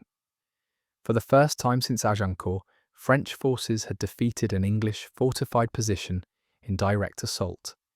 The psychological impact was enormous. Inside Orléans, church bells rang in celebration. Citizens who had hidden their valuables began to bring them out, believing for the first time that their city might actually be saved. Among the English, the effect was equally profound, but opposite. They had lost boulevards before to surprise attacks or overwhelming numbers, but this was different. The French had attacked with inferior numbers against a prepared position and won. Even more disturbing were reports from survivors about Joan's presence on the battlefield. She had ridden through arrows untouched, her banner seeming to glow in the smoke. Some soldiers swore they had seen St. Michael himself fighting beside her. May 4th was Ascension Day, a holy day when Christian armies traditionally observed a truce. Joan spent the day in prayer and confession, but also in preparation. She had her armour repaired and her sword sharpened. Most importantly, she told her confessor, Jean Pasquerel, to stay close to her in the coming battle. "Tomorrow I shall have much to do, more than I ever had. Tomorrow blood will flow from my body above my breast." The prophecy of her wounding spread through the French camp, reaching even the English lines. It was another of Joan's mysterious predictions, specific and verifiable. If she was wounded above the breast but survived, it would be further proof of her divine mission. If she died, the French cause would die with her. May 5th saw intense negotiations. The French War Council met to discuss strategy. The conservative faction, led by Raoul de Gaucourt, the governor of Orléans, wanted to wait for more reinforcements to attack the weaker English positions on the west bank first. Joan wanted to attack Les Tourelles immediately, striking at the English strength. The argument grew heated, with Joan accusing the captains of cowardice and they questioning her understanding of warfare. Finally, a compromise was reached. They would attack the English positions on the south bank, but beginning with Les Augustins, the fortified monastery that protected Les Tourelles' flank. If that fell, they could consider attacking Les Tourelles itself. It was a reasonable plan that satisfied no one completely, which in politics often means it's the right decision. On the morning of May 6th, the French army assembled. Joan heard Mass at dawn, confessed, and received communion. Then she led the army out through the Burgundy Gate, crossing to the south bank of the Loire by boat, at a point upstream from the English positions. The plan was to attack Les Augustins from the landward side, while other forces demonstrated against the western boulevards to prevent English reinforcement. The battle for Les Augustins was fierce but brief. The English garrison, perhaps 200 men, fought with desperate courage, knowing that defeat meant death or capture. But they were overwhelmed by superior numbers, and more importantly, by French confidence. Joan was everywhere during the battle, directing attacks, rallying waverers, always visible with her white armour and distinctive banner. As Les Augustins fell, with the monastery buildings burning and English soldiers fleeing toward Les Tourelles, Dunois wanted to pause, to consolidate the victory and prepare for the next day's battle. But Joan had seen something the professional soldiers missed. The English fleeing from Les Augustins had left the outer works of Les Tourelles momentarily disorganised. The drawbridge between the two positions was crowded with retreating soldiers. The moment of vulnerability would pass quickly, but it was there. "Press on," Joan commanded. "God has delivered them into our hands." The French surged forward before Dunois could stop them, Joan at their head. They overran the outer earthworks of Les Tourelles, the boulevard that protected the gatehouse itself. The English, under Glasdale's direct command, barely managed to raise the drawbridge in time, retreating into the twin towers of Les Tourelles itself. But they had lost the outer defences that made the position nearly impregnable. Night was falling. The captains wanted to withdraw, to rest and attack fresh in the morning. But Joan insisted they maintain a presence in the captured boulevard. Soldiers worked through the night, bringing up supplies, positioning cannons, preparing for the morning's assault. Joan herself didn't sleep, moving among the soldiers, encouraging them, praying with them, promising victory when dawn came. Inside Les Tourelles, William Glasdale and his garrison of perhaps 400 men prepared for what they knew would be the decisive battle. Glasdale was a veteran of dozens of fights, a man who had risen from minor gentry to command through courage and skill. He had personally insulted Joan from the walls, called her a witch and whore. Now he would face her in battle, and despite his bravado, he must have felt the hand of fate closing around him. The night was filled with strange sounds and sights. French soldiers later swore they saw lights moving in the sky above Les Tourelles, like stars descending to earth.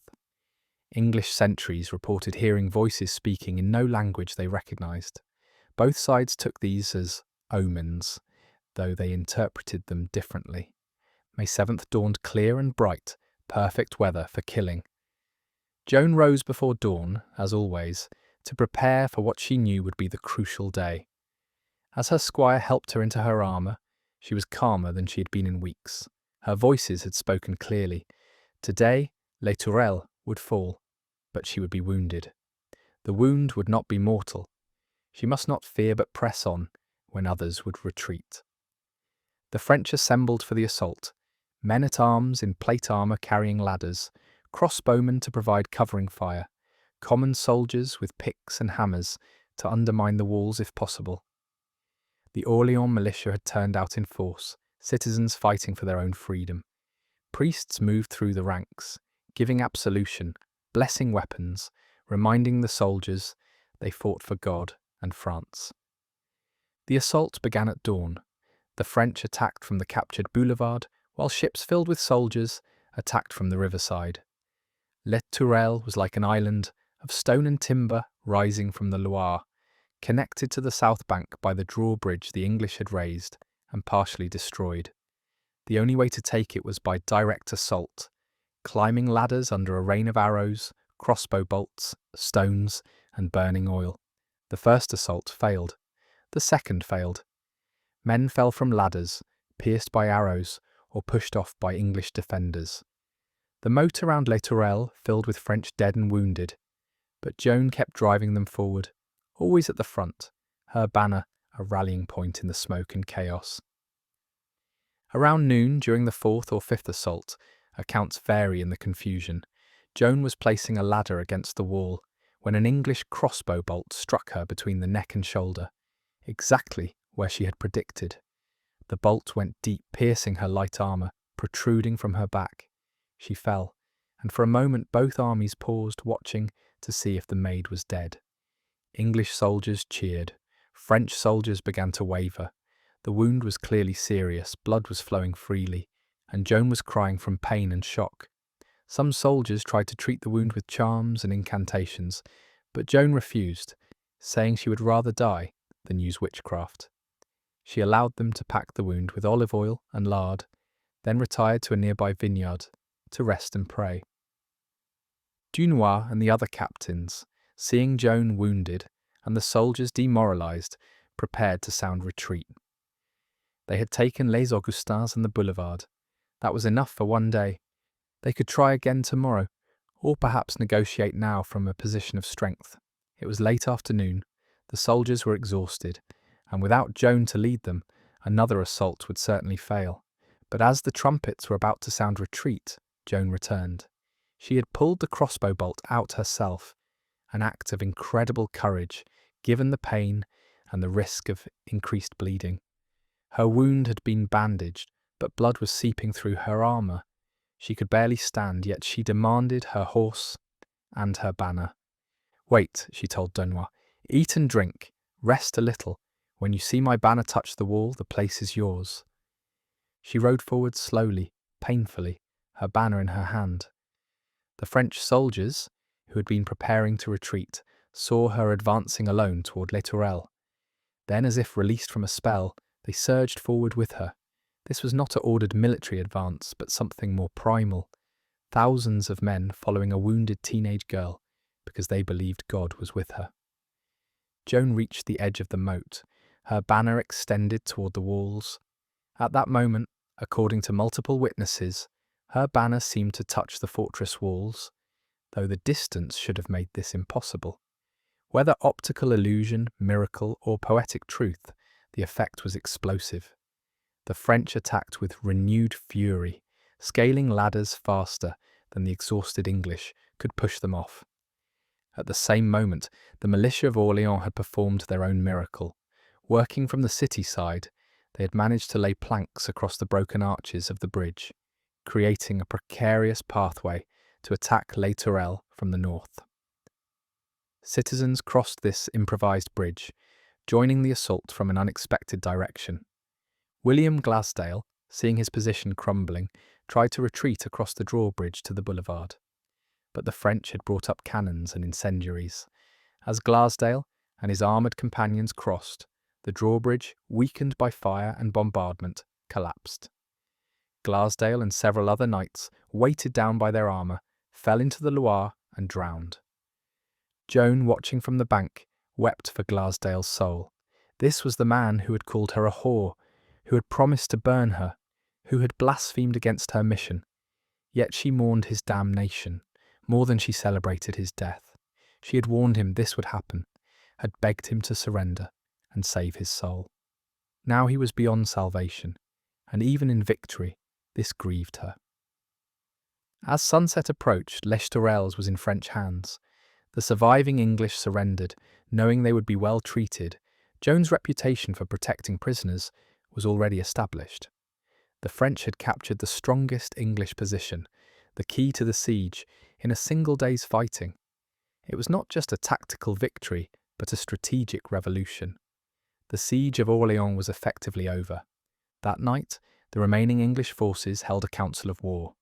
They still had several strong positions, enough men to continue the siege if they chose. But something had broken in their spirit. The men were terrified of Joan, convinced she was either a witch or a saint, either way possessing supernatural powers they couldn't defeat. Even the commanders, trying to maintain rationality, couldn't explain what had happened. How had starving, demoralized French forces suddenly become invincible? How had a teenage girl survived a wound that should have incapacitated her and led a successful assault? On the morning of May 8th, a Sunday, the English army formed up in battle array outside their remaining fortifications. It was a challenge to open battle, army against army, the kind of fight they had always won. But Joan, despite her eagerness for combat, recognized this was different. It was Sunday, the Lord's Day. Her voices told her not to attack, but to let them go if they chose. For an hour, the two armies faced each other across the fields outside Orléans. The English waited for the French attack that would let them salvage some honour from defeat.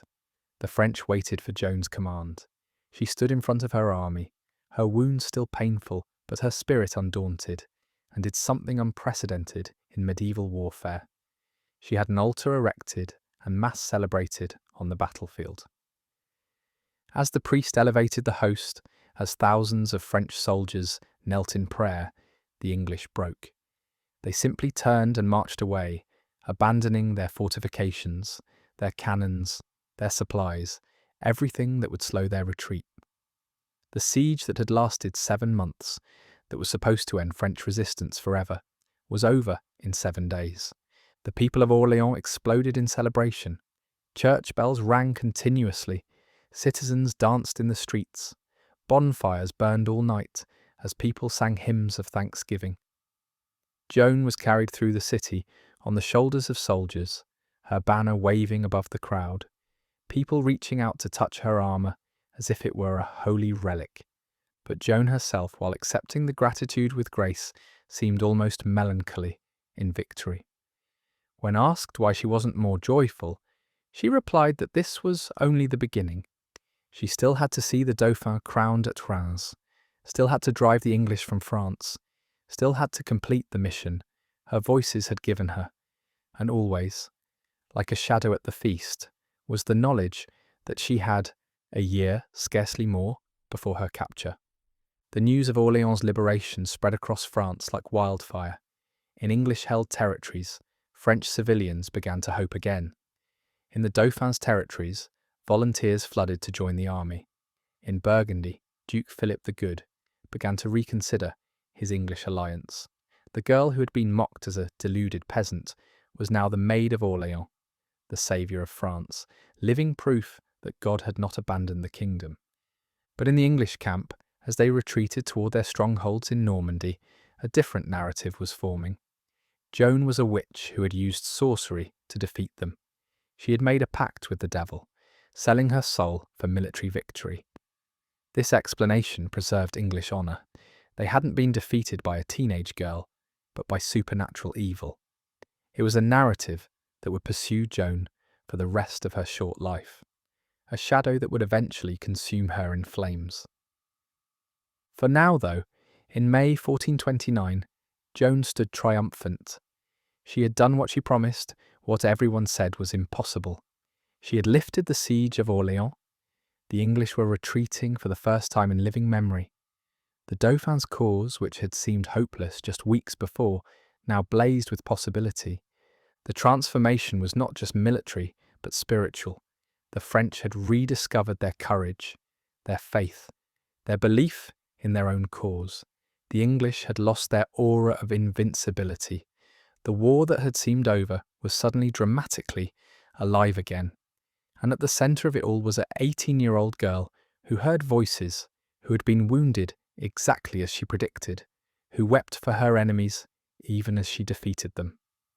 As Joan left Orléans on May 10th to report to the Dauphin, the crowds that lined her route didn't see her as just a military commander. They saw her as something more. prophet, saint, saviour.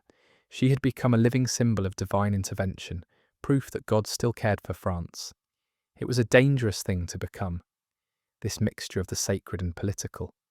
It would bring her to heights of glory and depths of suffering that she could not yet imagine.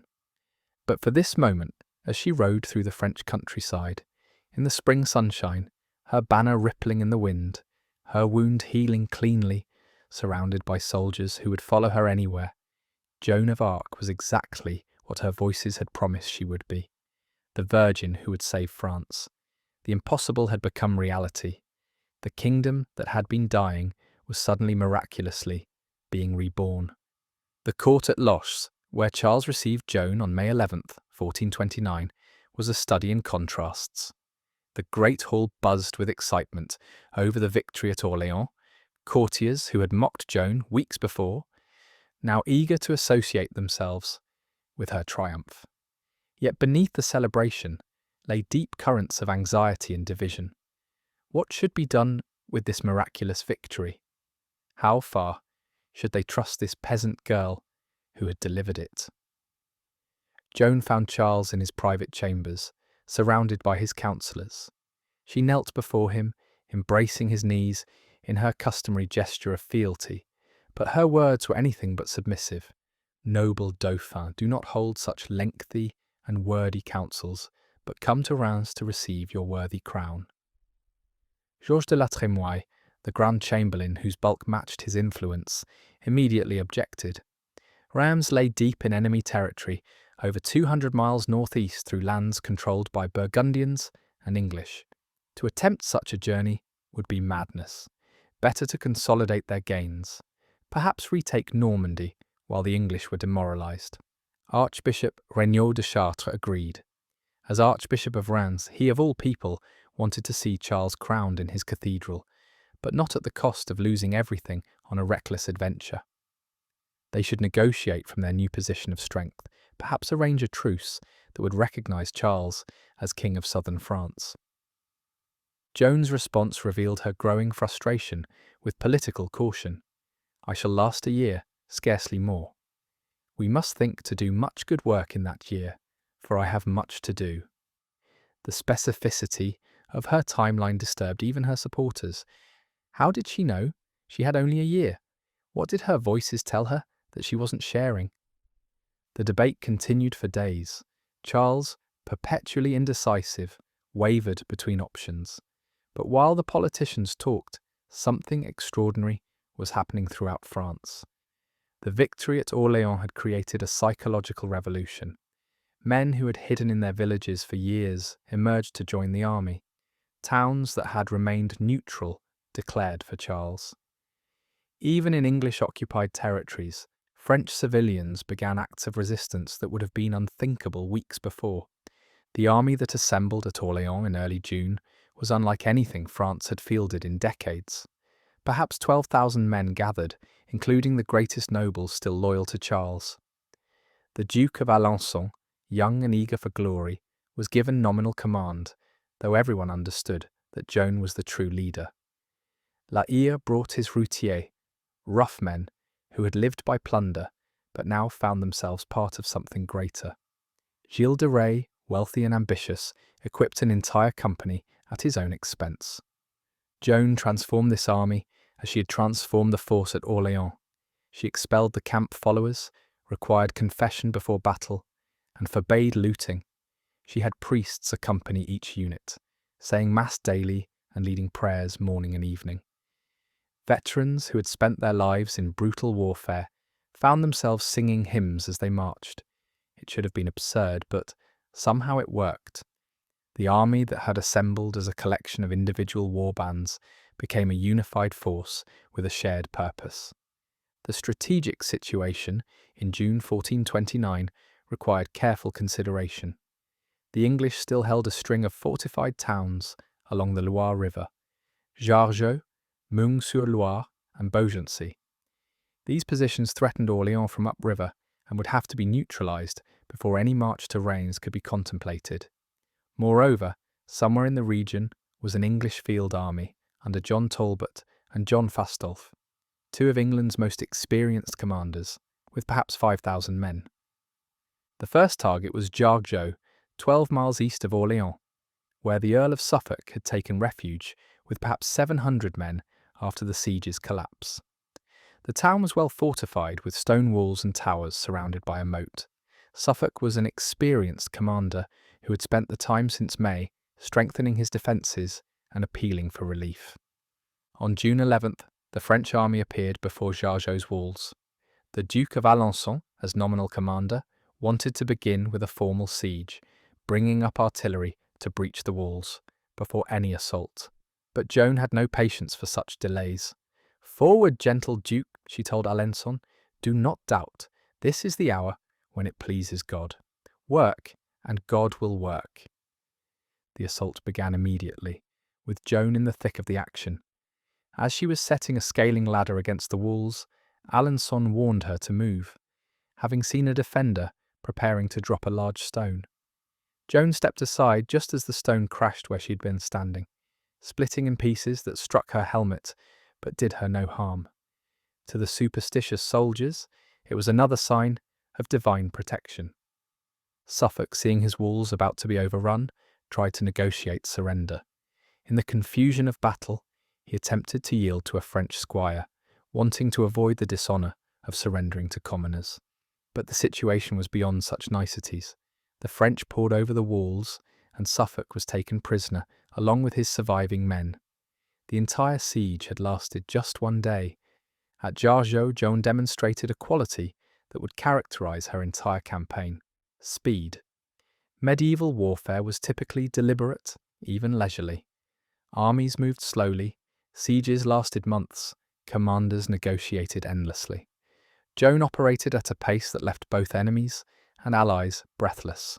She had a year, scarcely more, and she intended to use every day. From Jargeau, the army wheeled west toward Meung-sur-Loire, where a strong garrison held a fortified bridge over the Loire. Joan didn't even attempt to take the town itself, instead isolating the garrison and capturing the bridge on June 15th after a brief but fierce fight. The English garrison retreated into the town's keep, effectively neutralised. The next day, June 16th, the French appeared before Beaugency, the last English stronghold on the Loire between Orléans and the west. The garrison commander, Matthew Gouffe, was a Welsh professional who had no illusions about his situation. He had perhaps 600 men against an army of thousands, and no relief was coming. He opened negotiations immediately. The parley at Beaugency revealed the transformation in power dynamics since Orléans. Before Joan's arrival, English garrisons had dictated terms, demanding safe passage with their weapons, horses, and even their plunder. Now Gouffe was reduced to begging for his men's lives. The French agreed to let the garrison depart, but they had to leave everything behind: weapons, horses, even their valuable prisoners. They could take only the clothes on their backs and small sticks to mark them as defeated men under safe conduct. As the English filed out of Beaugency on June 17th, many French soldiers wanted to attack them despite the safe conduct, to take revenge for years of humiliation. Joan personally intervened, placing herself between the departing English and her own men. A promise was sacred, even to enemies. The English must be allowed to leave unmolested. It was another example of Joan's unusual approach to warfare, fierce in battle, but merciful in victory. But even as Beaugency was falling, the English field army under Talbot and Fastolf was approaching. They had gathered every available soldier from Normandy and the Paris region, perhaps 5,000 men, including the feared English longbowmen who had dominated battlefields for a century. Their plan was to relieve Beaugency, but they arrived too late. The town had already surrendered. The two armies spent the night of June 17th within a few miles of each other, both sides knowing that the next day would bring the first major field battle since Joan's arrival. For the English, it was a chance to restore their reputation, to prove that whatever had happened at Orléans was a fluke. For the French, it was an opportunity to demonstrate that their transformation was real, that they could defeat the English not just in sieges but in open battle. The Battle of Patay on June 18, 1429, would prove to be one of the most decisive engagements of the 100 Years' War, though it lasted barely an hour. The English, following their traditional tactics, chose a defensive position on a low ridge near the village of Patay, about 18 miles north of Orléans. They deployed in their classic formation: dismounted men-at-arms in the centre, longbowmen on the flanks, protected by sharpened stakes driven into the ground. This formation had been invincible at Crécy, Poitiers, and Agincourt. The longbowmen would devastate attacking cavalry with their arrows, which could penetrate armour at 200 yards. Any enemy who survived the arrow storm would be exhausted and disorganised when they reached the English line, easy prey for the men-at-arms. It was a tactical system that had never failed. But at Patay, everything went wrong for the English. As they were setting up their position, a stag broke from the woods and ran through their lines. The English soldiers, many of them hunters in civilian life, couldn't resist shouting at the sight. The French vanguard, led by La Hire and including about 1,500 cavalry, heard the shouts and realised exactly where the English were. La Hire didn't wait for the main army. He didn't wait for orders. He simply charged, catching the English before their archers had fully deployed their stakes. The French cavalry, which had been slaughtered so many times by English arrows, finally had their revenge. They rode down the archers before they could loose more than a few volleys, turning what should have been an organised battle into a chaotic melee. Joan and the main army were still coming up when the battle was essentially over. Talbot fought bravely, but was captured along with dozens of other English nobles. Fastolf fled with the remnants of the army, an action that would destroy his reputation, despite being the only sensible option. English casualties were catastrophic, over 2,000 dead against fewer than 100 French losses. The psychological impact of Patay was even greater than its military significance. The English longbowmen, the terror weapon that had dominated battlefields for a century, had been defeated in open battle. The myth of English invincibility, already cracked at Orléans, shattered completely. From this point forward, the English would fight defensively, holding fortified positions, but rarely risking field battles. Joan's reaction to the victory was characteristic. While the French celebrated and pillaged the English dead, she found an English soldier dying in agony, his skull crushed. She dismounted, cradled his head in her lap, and called for a priest to hear his confession. When someone suggested she should rejoice in the enemy's destruction, she replied that she took no joy in Christian blood being spilled. She was fighting to free France, not to kill Englishmen. With the Loire cleared and the English field army destroyed, the road to Reims lay open. But Charles still hesitated. The journey would take the army through territory that hadn't seen a French royal presence in decades. Towns like Auxerre, Troyes, and Chalon were officially Burgundian, and their loyalty was uncertain. If even one major town resisted, the army could be trapped deep in enemy territory. Joan's frustration with the delays reached a breaking point. On June 24th, she dictated a letter to the citizens of Tournai. The maid lets you know that in 8 days she has chased the English out of all the places they held on the Loire River, by assault or otherwise, where many were killed and captured, and she has defeated them in battle. Know that the Earl of Suffolk, his brother, the Lord Talbot, the Lord Scales, and Lord John Fastolf, with many other knights and captains, have been captured, and the Earl of Suffolk's brother and Glassdale are dead. Hold yourselves ready to come to the anointing of the gentle King Charles at Reims, where we shall be soon. The letter was more than communication, it was prophecy. Joan was declaring what would happen before it had been decided, forcing Charles's hand through sheer will. She had learned that waiting for royal decisions meant waiting forever. Better to act and let the politicians catch up. Finally, at the end of June, Charles agreed to march to Reims. The army that departed from Gien on June 29th, 1429, was the largest France had fielded in a generation. Perhaps 12,000 soldiers, plus thousands more civilians, who joined what was becoming as much pilgrimage as military campaign. Joan rode at the head, her banner carried before her, priests singing the Veni Creator Spiritus. The first test came at Auxerre, a strongly fortified city that controlled a crucial crossing of the Yonne River. The city fathers faced an impossible choice. They were officially Burgundian, but here was a French army led by the miraculous Maid of Orleans. They negotiated frantically, finally agreeing to remain neutral. They wouldn't open their gates, but they would supply food and wouldn't oppose the army's passage. Joan wanted to attack Auxerre, to punish their refusal to acknowledge Charles as king, but Alençon and the other commanders convinced her that bypassing the city was wiser. They had momentum. A lengthy siege would lose it. Joan agreed reluctantly, but she never forgot what she saw as Auxerre's betrayal. The pattern repeated at town after town.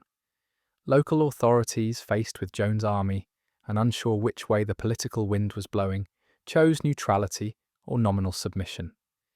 They provided supplies, allowed the army to pass, but maintained plausible deniability in case the English returned.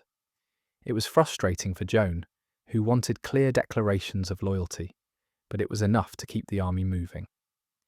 The crucial test came at Troyes on July 5th. This was where the infamous treaty had been signed in 1420, disinheriting Charles and giving France to England. The city had strong walls, a Burgundian garrison, and a large population that had prospered under English rule. If Troyes resisted, the march to Reims would likely fail. Charles's councillors, particularly Archbishop Regnault, argued for negotiation. They spent days in futile talks while the army's supplies dwindled and morale began to flag. Joan, increasingly impatient, finally took matters into her own hands. She ordered the army to prepare for assault, having bundles of wood gathered to fill the moat, positioning artillery to breach the walls. The sight of Joan directing siege preparations, her banner visible on the front lines, caused panic within Troyes. Citizens who had been confident in their walls suddenly remembered what had happened at Orleans and Jargeau. On July 9th, after Joan had worked through the night, preparing the assault that would begin at dawn, the city fathers capitulated. They would open their gates and acknowledge Charles as king. The surrender of Troyes was the turning point. If this symbolic city, where France had been given to England, could return to French allegiance, anything was possible. The road to Reims, both literal and metaphorical, lay open. On July 16th, 1429, Charles and his army reached Chalon-sur-Marne, just 30 miles from Reims. The city opened its gates without resistance, citizens lining the streets to see the legendary Maid. Among the crowd were people from Domrémy, Joan's home village, who had travelled to witness her triumph. She met them with joy but also sadness.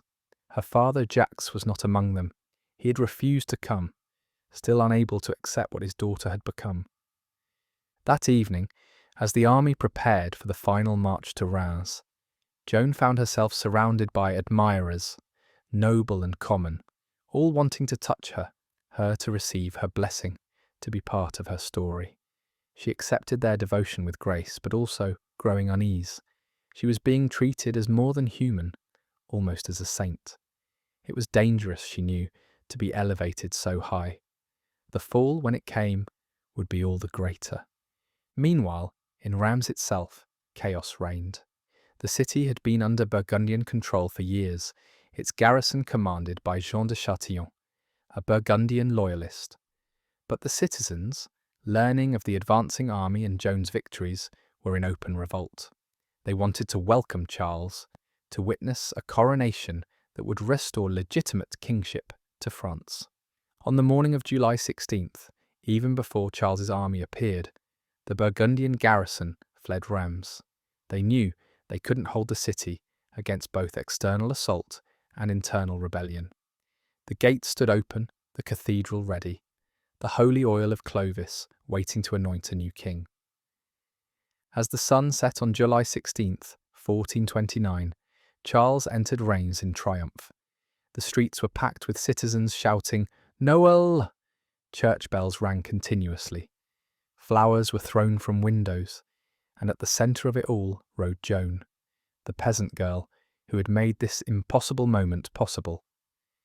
That night, as preparations for the coronation proceeded frantically, vestments located, ceremonies planned, nobles summoned, Joan kept vigil in the cathedral.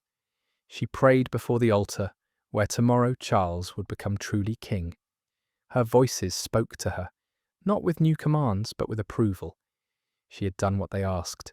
She had saved Orléans, cleared the Loire, and brought the dauphin to Reims. But even in this moment of triumph, shadows gathered. Her voices also reminded her that her time was limited. She had achieved 2 of her 3 missions, lifting the siege and enabling the coronation. The third, driving the English from France entirely, would not be completed, not by her. She would be captured, her voices told her, before Midsummer Day, 1430. Less than a year remained. Joan spent that night in prayer, torn between joy at her achievement and sorrow at the knowledge of what was to come.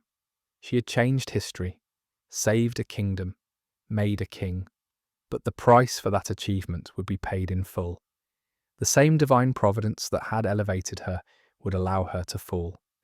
The voices that had guided her to victory would also guide her to the stake.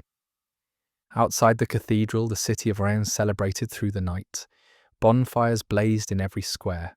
Wine flowed freely. Musicians played and people danced. The impossible had happened. France had a true king again, or would when the sun rose. And it had all happened because a teenage girl heard voices and convinced a nation to believe in miracles. Tomorrow, Charles would be anointed with the holy oil that legend said had been brought from heaven by a dove for Clovis's baptism 900 years before. The sacred kingship of France, broken by the Treaty of Troyes, would be restored. The political impact would be enormous. A crowned and anointed king had legitimacy that no treaty could erase. But tonight belonged to Joan. She had kept her promise, achieved what everyone said was impossible. She had brought the dauphin to Reims through enemy territory without fighting a single siege or losing a major battle. Towns had opened their gates at her approach. Enemies had fled rather than face her. In less than 3 months since leaving Domrémy, she had reversed 100 years of English victories. As dawn approached on July 17th, 1429, Joan rose from her prayers and prepared for the coronation. She would stand near the altar, holding her banner, as Charles was transformed from pretender to king. It had borne the burden, she would say later, explaining why her banner deserved to share in the honour. It was only right that it should share in the glory. The coronation would be her greatest triumph. It would also be the beginning of the end. From this peak, there was nowhere to go but down. The voices had told her she would be captured, and the voices had never lied. But for this one perfect moment, as the sun rose over Reims and the cathedral bells began to ring, Joan of Arc stood at the pinnacle of achievement. She had done what she came to do. She had saved France. The cathedral of Notre-Dame de Reims stood ready on the morning of July 17th, 1429, its soaring Gothic arches and brilliant stained glass windows catching the early sunlight. For over 600 years, this had been the sacred space where French kings were transformed from mere nobles into God's anointed, where the temporal and divine intersected in rituals that trace back to Clovis and perhaps beyond. Now, after years of enemy occupation, it would serve its ancient purpose once again. The preparations had been frantic and incomplete. A proper coronation required months of planning, the gathering of peers and prelates, the commissioning of ceremonial robes and regalia. Charles had none of this. The crown jewels were in English hands at Saint-Denis. Many of the peers of France who should attend were dead, imprisoned, or allied with the enemy. The holy ampulla, containing the sacred oil of Clovis, had been hidden by the monks of Saint-Rémy and had to be retrieved under armed guard. Yet somehow, in less than 24 hours, a coronation had been arranged. Archbishop Regnault de Chartres, despite his doubts about Joan, understood the importance of this moment. He had vestments brought from the cathedral treasury, arranged for a makeshift crown to replace the true crown of Charlemagne, and summoned every available noble to serve as witnesses. It would not be the most splendid coronation in French history, but it would be legitimate, and legitimacy was what mattered. The ceremony began at 9 in the morning. Charles, dressed in a blue velvet robe, decorated with gold fleurs-de-lis, entered the cathedral to the sound of trumpets and the singing of the Te Deum. He looked, witnesses said, transformed. The perpetually anxious dauphin who doubted his own legitimacy walked with newfound confidence. Joan had not only brought him to Reims, she had brought him to himself. Joan stood near the altar throughout the 5-hour ceremony, holding her banner, wearing her armour polished to mirror brightness. She was positioned where traditionally the greatest peer of France would stand, an unprecedented honour for a peasant girl. Some nobles grumbled at this breach of protocol, but none dared challenge it openly. She had earned her place through victory, a currency more valuable than noble blood. The ritual unfolded with ancient precision. Charles prostrated himself before the altar while the archbishop prayed for divine blessing. He took the sacred oaths, promising to defend the church, protect his people, and uphold justice. The archbishop anointed him with the holy oil on his head, chest, shoulders, elbows, and wrists, each touch accompanied by prayers that echoed back through centuries. When Regnault placed the crown on Charles's head and the peers present touched it in gesture of support, the cathedral erupted. "Noel! Noel!" the crowd shouted, the ancient cry of recognition. Trumpets blared. Bells rang out across the city. Charles VII was truly King of France, anointed with the oil of Clovis, crowned in the cathedral of his ancestors.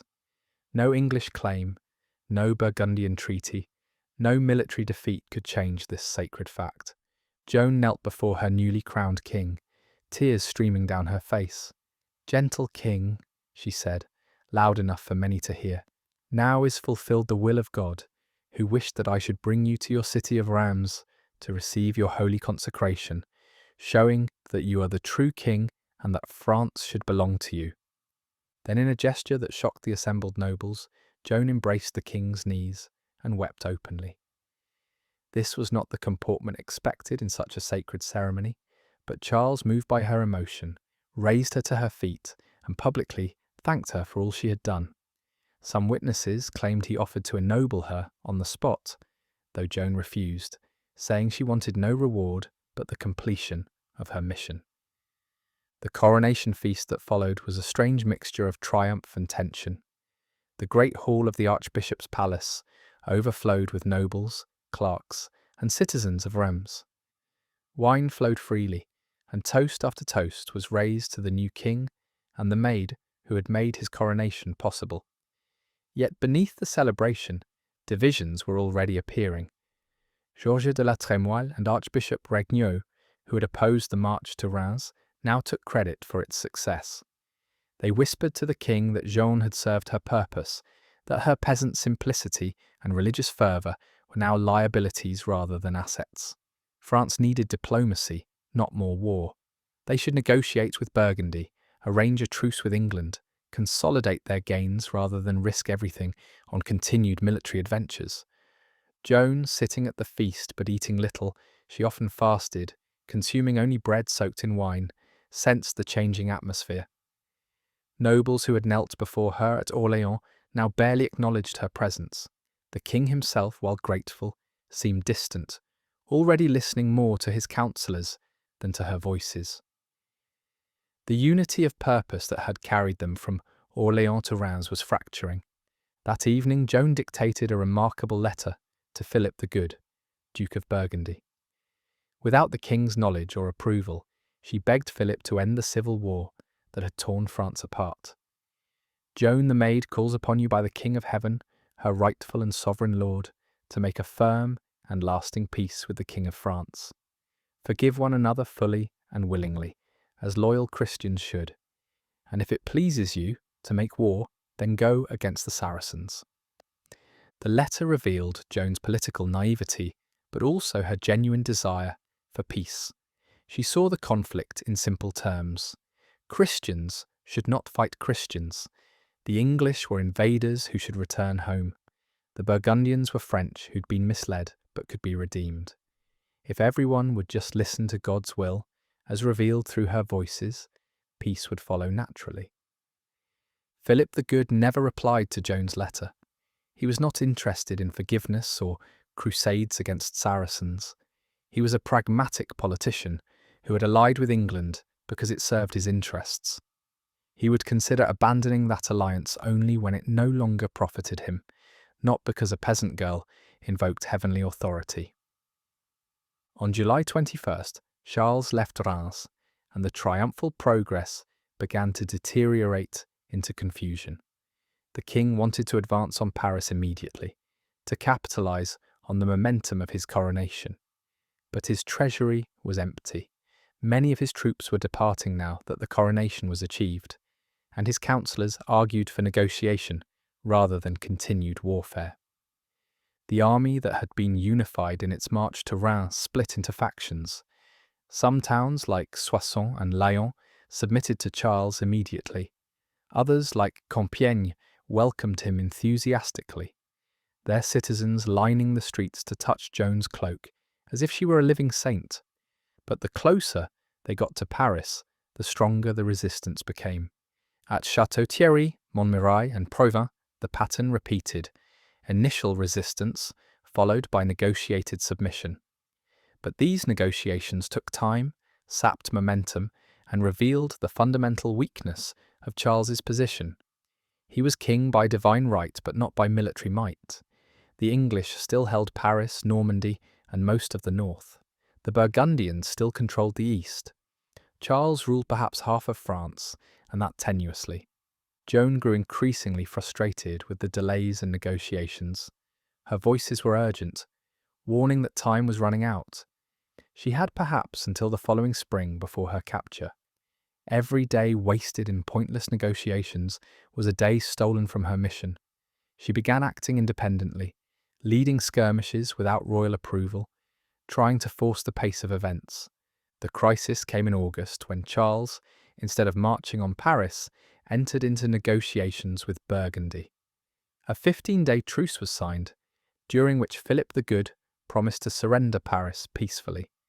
It was an obvious delaying tactic, giving the English time to reinforce the capital, but La Trémoille and Regnault convinced Charles it was a diplomatic masterstroke. Joan was not even consulted about the truce. She learned of it after it was signed, a humiliation that showed how far her influence had fallen. The girl who had been the unquestioned leader at Orléans was now just another captain, and an inconvenient one at that. Her very existence challenged the councillors' policy of negotiation and compromise. If God truly spoke through her, why were they negotiating with his enemies?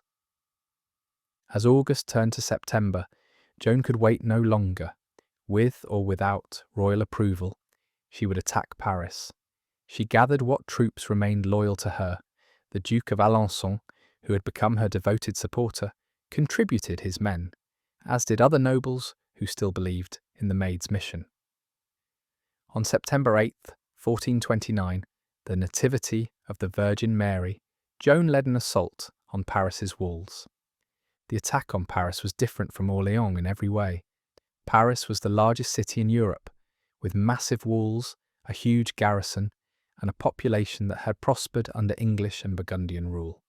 Many Parisians viewed Charles not as their rightful king, but as the leader of the hated Armagnac faction that had brought civil war and suffering. When Joan appeared before the walls calling for surrender, she was met not with welcome but with crossbow bolts and insults. The assault focused on the Porte Saint-Honoré, where Joan personally led the attack. She stood on the earthworks before the gate, her banner visible to all, calling on Parisians to surrender to their rightful king. The response was a crossbow bolt that pierced her thigh, the wound she had been expecting since her injury at Orléans. Despite her wound, Joan refused to retreat. She had a fascine brought and tried to fill the moat, determined to reach the walls. But as darkness fell, with casualties mounting and no progress made, the Duke of Alençon ordered retreat. Joan had to be carried from the field, still protesting that the city would fall if they just pressed on. The failed assault on Paris marked the end of Joan's military ascendancy.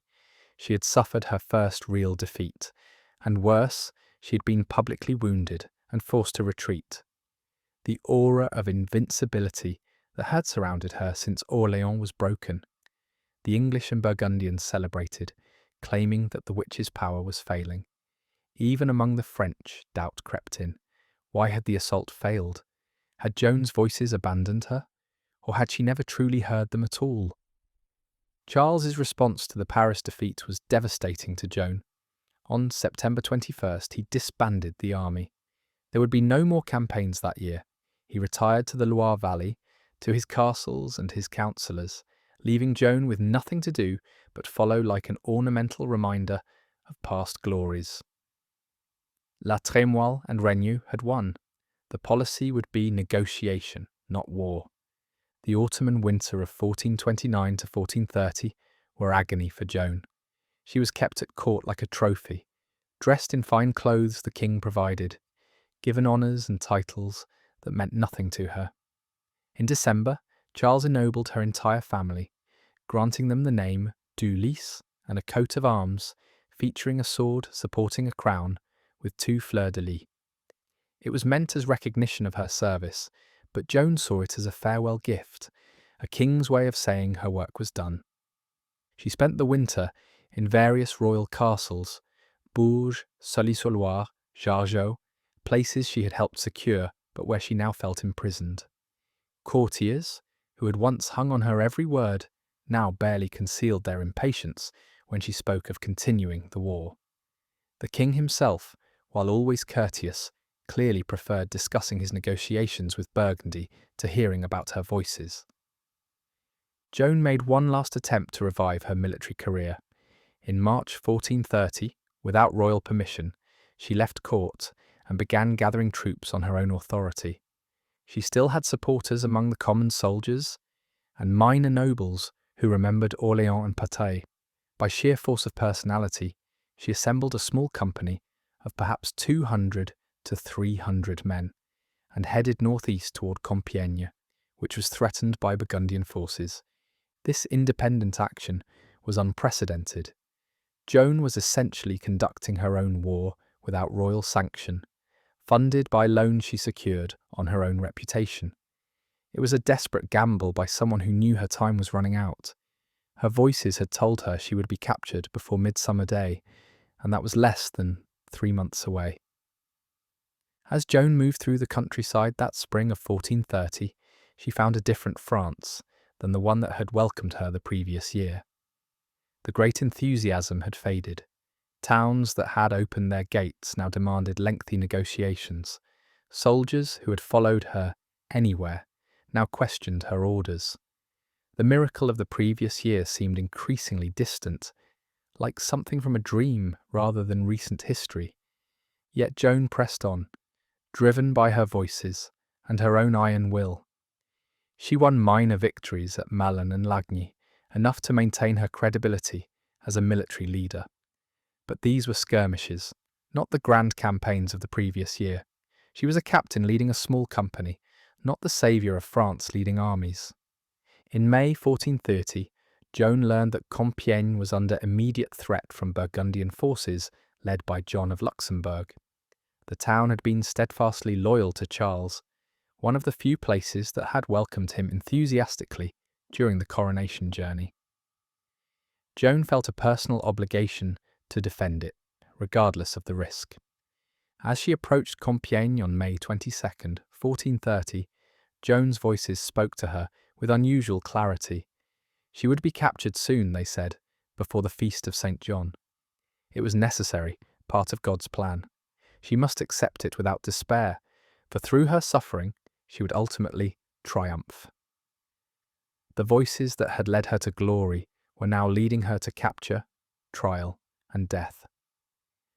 Joan entered Compiègne early on the morning of May 23rd, 1430.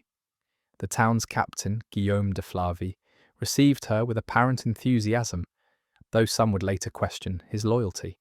Plans were made for a sortie that afternoon against the Burgundian positions at Margny, a village just north of Compiègne. It was to be a limited action, a raid to disrupt the Burgundian siege lines, rather than a full assault. The sortie began well enough. Joan led perhaps 500 men out of Compiègne's gates in the late afternoon, catching the Burgundians at Margny by surprise. The initial attack succeeded, driving the Burgundians back, but John of Luxembourg had more troops nearby and they quickly counterattacked. What had begun as a raid turned into a serious battle. As the Burgundian reinforcements arrived, the French began to retreat toward Compiègne. Joan, as always, remained with the rear guard, protecting the withdrawal. She had done this many times before, using her presence and her banner to rally troops and prevent retreat from becoming rout. But this time, something went wrong. The exact sequence of events remains disputed. What is certain is that, as Joan approached the gates of Compiègne, they were closed. Guillaume de Flavy, the captain, would later claim he had to close them to prevent the Burgundians from entering the town. Others suspected betrayal, that Flavy had deliberately trapped Joan outside. Whatever the truth, Joan found herself cut off, surrounded by Burgundian soldiers, with no escape route. She fought with desperate courage, trying to cut her way through to the gates, but she was pulled from her horse by an archer who grabbed her cloth of gold surcoat. On the ground, surrounded by enemies, she had no choice but to surrender. She gave her pledge to Lionel of Vendôme, a nobleman in John of Luxembourg's service, trusting to the customs of chivalry that guaranteed honourable treatment to noble prisoners. As news of Joan's capture spread through both armies, the reactions were telling. The Burgundians and their English allies celebrated as if they had won a great victory, which in a sense they had. The maid who had humiliated them at Orléans, who had destroyed their army at Patay, who had crowned their enemy at Reims, was finally in their power. Among the French the reaction was muted. Some wept for Joan, remembering all she had done.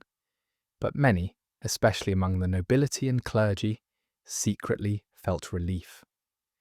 The uncomfortable presence of the peasant girl who claimed to speak for God was gone. They could return to normal politics, to negotiations and compromises, without her inconvenient insistence on total victory. Charles VII's response to Joan's capture would forever stain his reputation. He made no attempt to ransom her, though he had the means to do so. He issued no threats of retaliation if she were harmed. He simply acted as if she had never existed, continuing his negotiations with Burgundy as if the girl who had given him his crown was of no consequence. Joan spent the first months of her captivity in relative comfort. John of Luxembourg kept her at his castle of Beaulieu-le-Fontaine, where she was treated as a noble prisoner. His wife and aunt visited her, curious about this famous girl. They found her courteous but unbroken, still insisting that her voices came from God, that her mission had been divine. It was during this early captivity that Joan made her first escape attempt, trying to squeeze between the bars of her cell. When that failed, she made a more dramatic attempt at Beaurevoir Castle, jumping from a tower 70 feet high. She survived the fall, found unconscious but miraculously uninjured, though she couldn't eat for several days afterward. She would later say her voices had told her not to jump, but she had preferred death to falling into English hands. The English, meanwhile, were negotiating to buy Joan from the Burgundians. They offered 10,000 livres, a king's ransom, for someone who was technically a commoner. But Joan was worth any price to them. She had to be not just defeated but discredited. If she was truly sent by God, then the English cause was damned. She had to be proven a heretic and a witch, her victories attributed to sorcery rather than sanctity. By December 1430, the sale was complete. Joan was transferred to English custody and taken to Rouen, the capital of English-occupied Normandy. She would never see Charles again, never return to the Loire Valley she had liberated, never again led French soldiers into battle. The military phase of her life was over. The spiritual and legal battle for her soul, and for the meaning of her mission, was about to begin. As 1430 ended, Joan found herself in a cell in Rouen Castle, chained to a wall, guarded by English soldiers rather than women, as church law required for a female prisoner. She was 19 years old. She had been hearing her voices for 6 years, fighting for France for less than 2. In that brief time she had changed the course of history, saved a kingdom, crowned a king. Now she faced a different kind of battle, one fought not with swords and banners, but with words and theology. Her enemies would use the full power of the Church and the Inquisition to prove she was a heretic. They would twist her every word, challenge her every claim, and ultimately condemn her to the flames. But even in this final battle, Joan would display the same courage, intelligence, and faith that had carried her from Domrémy to Reims. The girl who had made a king would now become a martyr. The voices that had led her to victory would sustain her through imprisonment, trial, and death.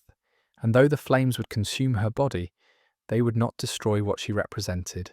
Joan of Arc was about to become immortal. The castle of Rouen in January 1431 stood like a fist of stone clenched against the Norman sky, its towers and battlements embodying English power in occupied France. Within its walls, in a cell that was more cage than room, Joan of Arc began the final act of her brief life.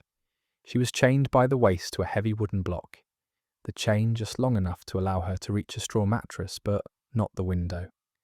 5 English soldiers guarded her constantly, men who took pleasure in tormenting the girl they called a witch. The conditions of Joan's imprisonment violated every norm of ecclesiastical law. As a prisoner charged with religious crimes, she should have been held in a church prison, guarded by women, allowed access to mass and confession.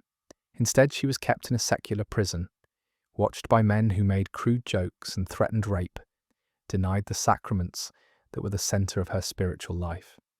The violation was deliberate, designed to break her spirit before the trial even began. The man orchestrating Joan's destruction was Pierre Cochon, Bishop of Beauvais, whose very name, meaning pig in French, would become synonymous with treachery.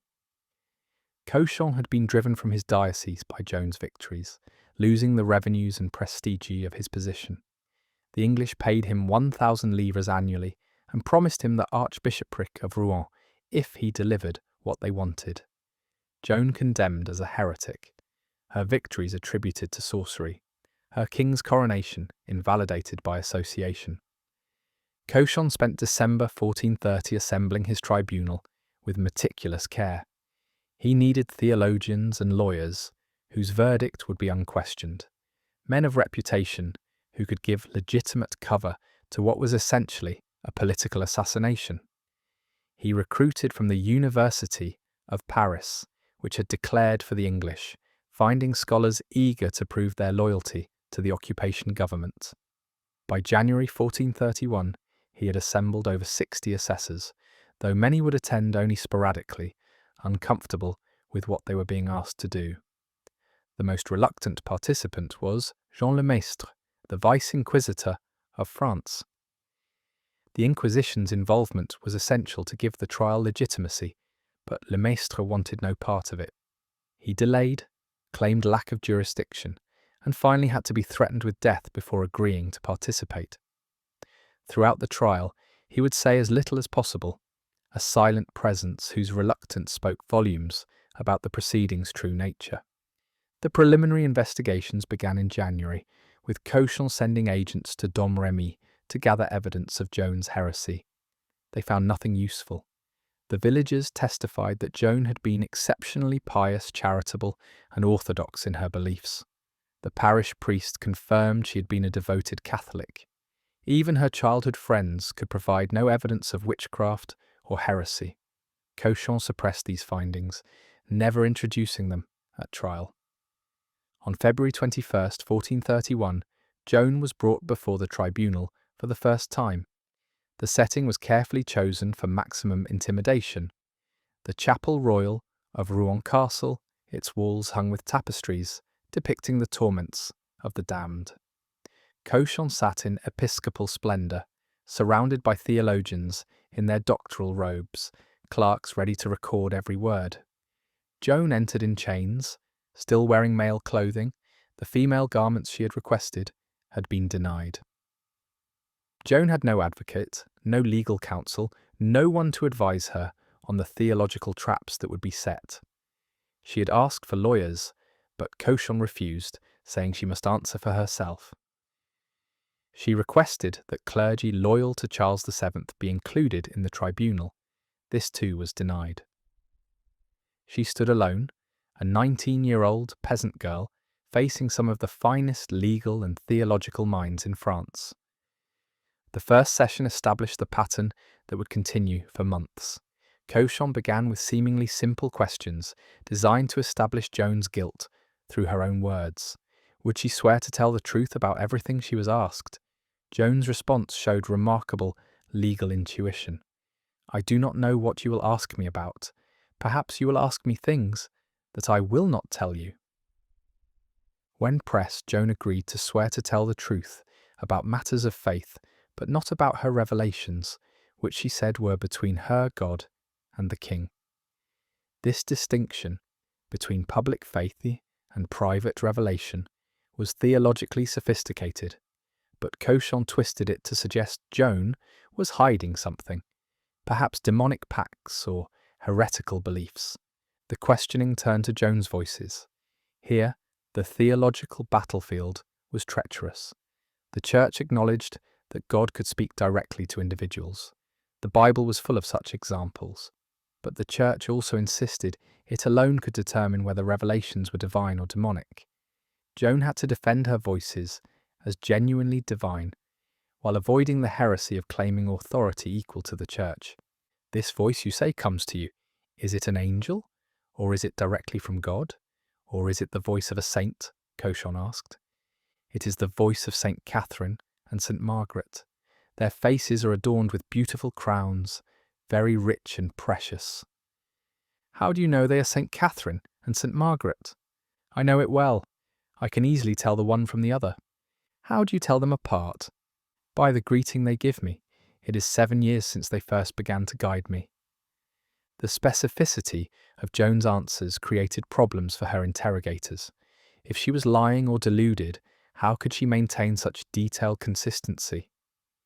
Over weeks of questioning, often designed to trap her in contradictions, Joan never varied in her essential descriptions.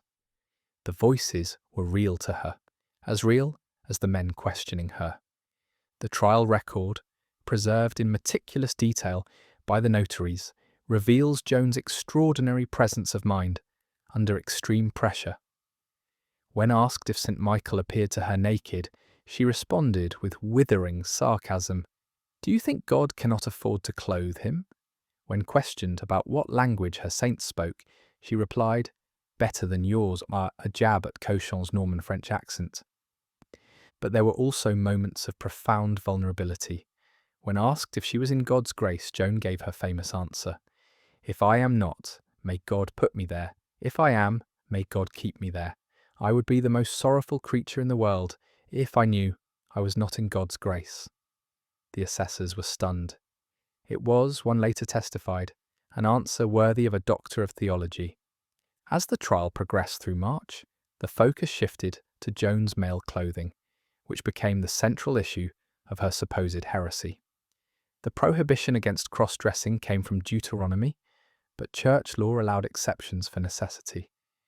Joan argued she wore men's clothes for protection, both on campaign and in prison, where English soldiers constantly threatened her. She also claimed her voices commanded it, though she was less consistent on this point. Cochon saw the clothing issue as his path to conviction. If Joan would simply put on women's clothes and keep them on, she could be condemned as a relapsed heretic if she ever wore men's clothes again.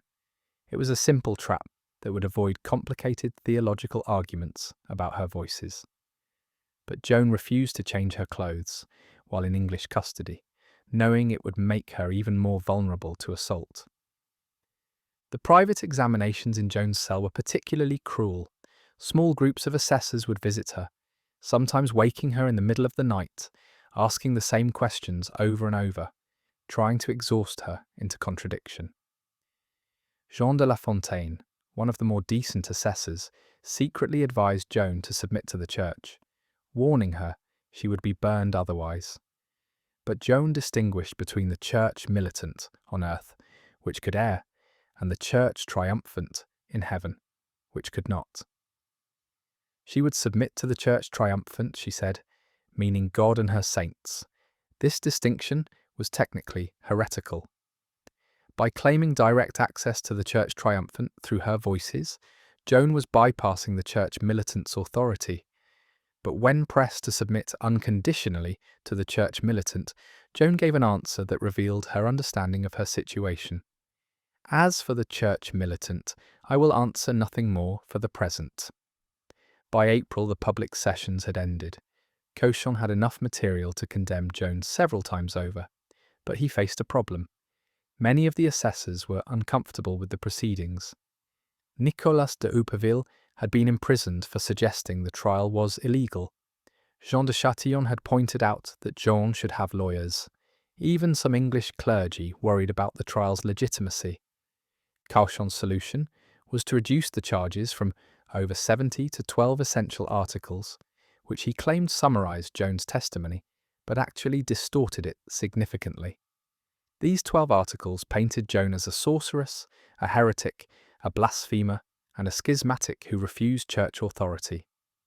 They were sent to the University of Paris for judgment, ensuring the verdict Cochon wanted. While waiting for Paris's response, Cochon arranged for Joan to be charitably admonished, given chances to recant before formal condemnation. These sessions, held in early May, were exercises in psychological torture. Theologians lectured Joan for hours on her errors, threatening her with burning, describing in detail the agonies of the flame. Joan's responses varied from defiance, "I have done nothing but by God's command," to near despair. "If I saw the fire lit, the wood prepared, and the executioner ready to kindle the fire, and if I were in the fire, I would say nothing else, and would maintain what I have said until death." On May 9th, Joan was taken to the torture chamber and shown the instruments. The executioner stood ready, awaiting Cochon's word. Joan's response was extraordinary. "Truly, if you tear my limbs off and drive my soul from my body, I will say nothing else. And if I did say something, afterwards I would always say that you made me say it by force." The assessors, to their credit, voted against torture, recognizing it would invalidate any confession.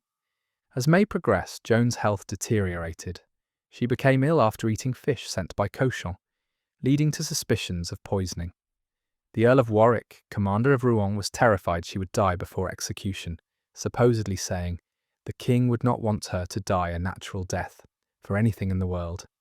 He has bought her too dearly." On May 23rd, Pierre Maurice, one of the more honest assessors, made a final attempt to save Joan. He begged her to submit to the church, to put on women's clothes, to say whatever was necessary to save her life. Joan's response revealed her complete understanding of her situation. "If I were already judged and saw the fire lit, the wood prepared, and the executioner who was to burn me ready, and if I were in the fire itself, I would say nothing other than I have said, and I would maintain it until death." The public admonition and threat of immediate execution was scheduled for May 24th in the cemetery of Saint-Ouen.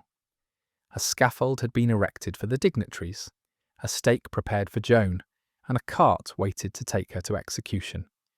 Guillaume Erard, a famous preacher, delivered a lengthy sermon on the dangers of heresy, calling Joan a monster and her king a heretic by association.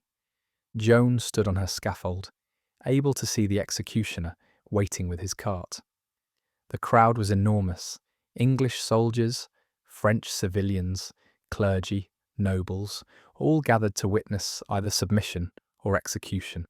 Cochon read the sentence of condemnation, declaring Joan a relapsed heretic to be delivered to secular justice for burning.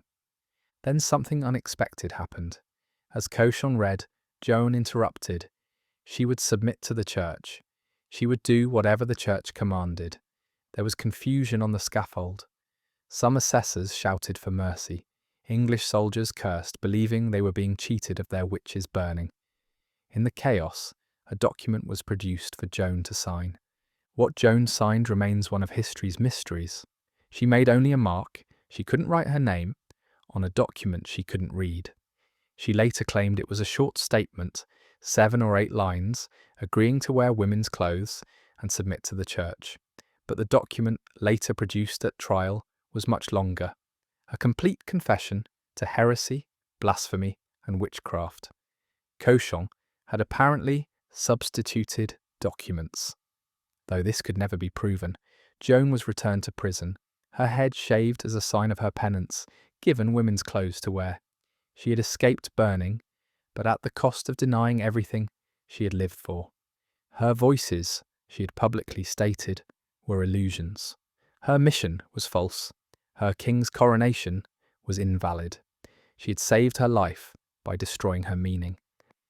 For 3 days, Joan wore the women's clothes, but on May 27th, the guards found her in male clothing again. The accounts of why vary. Some witnesses said her guards had stolen her women's clothes and left only men's garments. Others claimed Joan said her voices had returned, telling her she had damned herself by denying them. Joan herself gave varying explanations, but the reason ultimately didn't matter. She had relapsed. Under church law, a relapsed heretic could be burned without further trial. Cochon could barely contain his joy when informed of Joan's relapse. "Farewell, it is done," he allegedly told the Earl of Warwick. He immediately convened the tribunal, which declared Joan a relapsed heretic.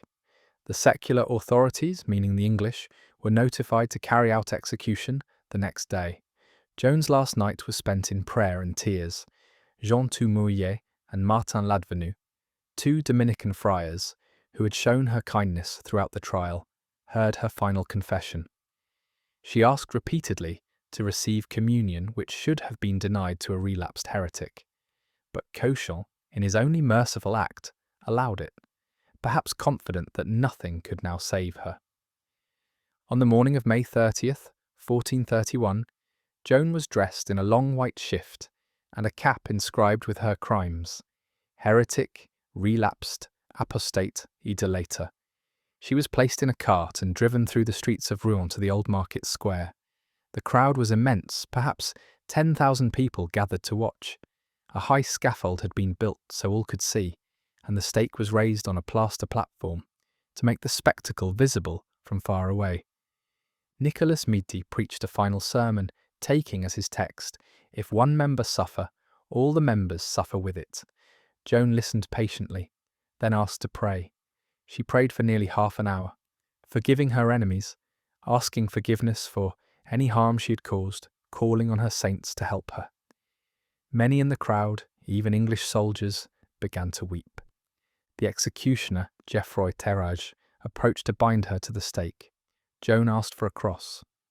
An English soldier made a small cross from 2 sticks, which Joan kissed and placed in her bosom, but she wanted a proper crucifix to look upon while dying. The parish priest of Saint-Sauveur fetched the processional cross from his church and held it before Joan's eyes. As the fire was lit, Joan called out to her saints, to Saint Michael, to Saint Catherine, to Saint Margaret. She proclaimed once more that her voices came from God, that everything she had done was at God's command. As the flames rose higher, she called repeatedly on Jesus, her final word being, "Jesus!" cried out 6 times as the fire consumed her. The execution was botched in its cruelty. The scaffold was built too high, so Tirage couldn't reach Joan to strangle her before the flames reached her, the small mercy usually granted to those burned at the stake. Joan died slowly, in full agony, maintaining her faith to the end. Witnesses reported various miracles. Some saw Jesus written in the flames. Others claimed a white dove flew from the fire at the moment of her death. When Joan was dead, the executioner raked back the fire to display her charred body, proving to all that the maid was truly a woman and truly dead. Then he built the fire up again, reducing her body to ashes to prevent any collection of relics. The ashes were thrown into the Seine, though legend claims her heart wouldn't burn and had to be thrown into the river separately. The immediate aftermath of Joan's execution was not what the English had hoped. Instead of discrediting Charles VII, it created a martyr. The secretary to the King of England supposedly said, "We are all lost, for we have burned a saint." Terrage, the executioner, was found that evening in a tavern, drunk and weeping, saying he had damned himself by burning a holy woman. Even among those who had condemned her, doubt crept in.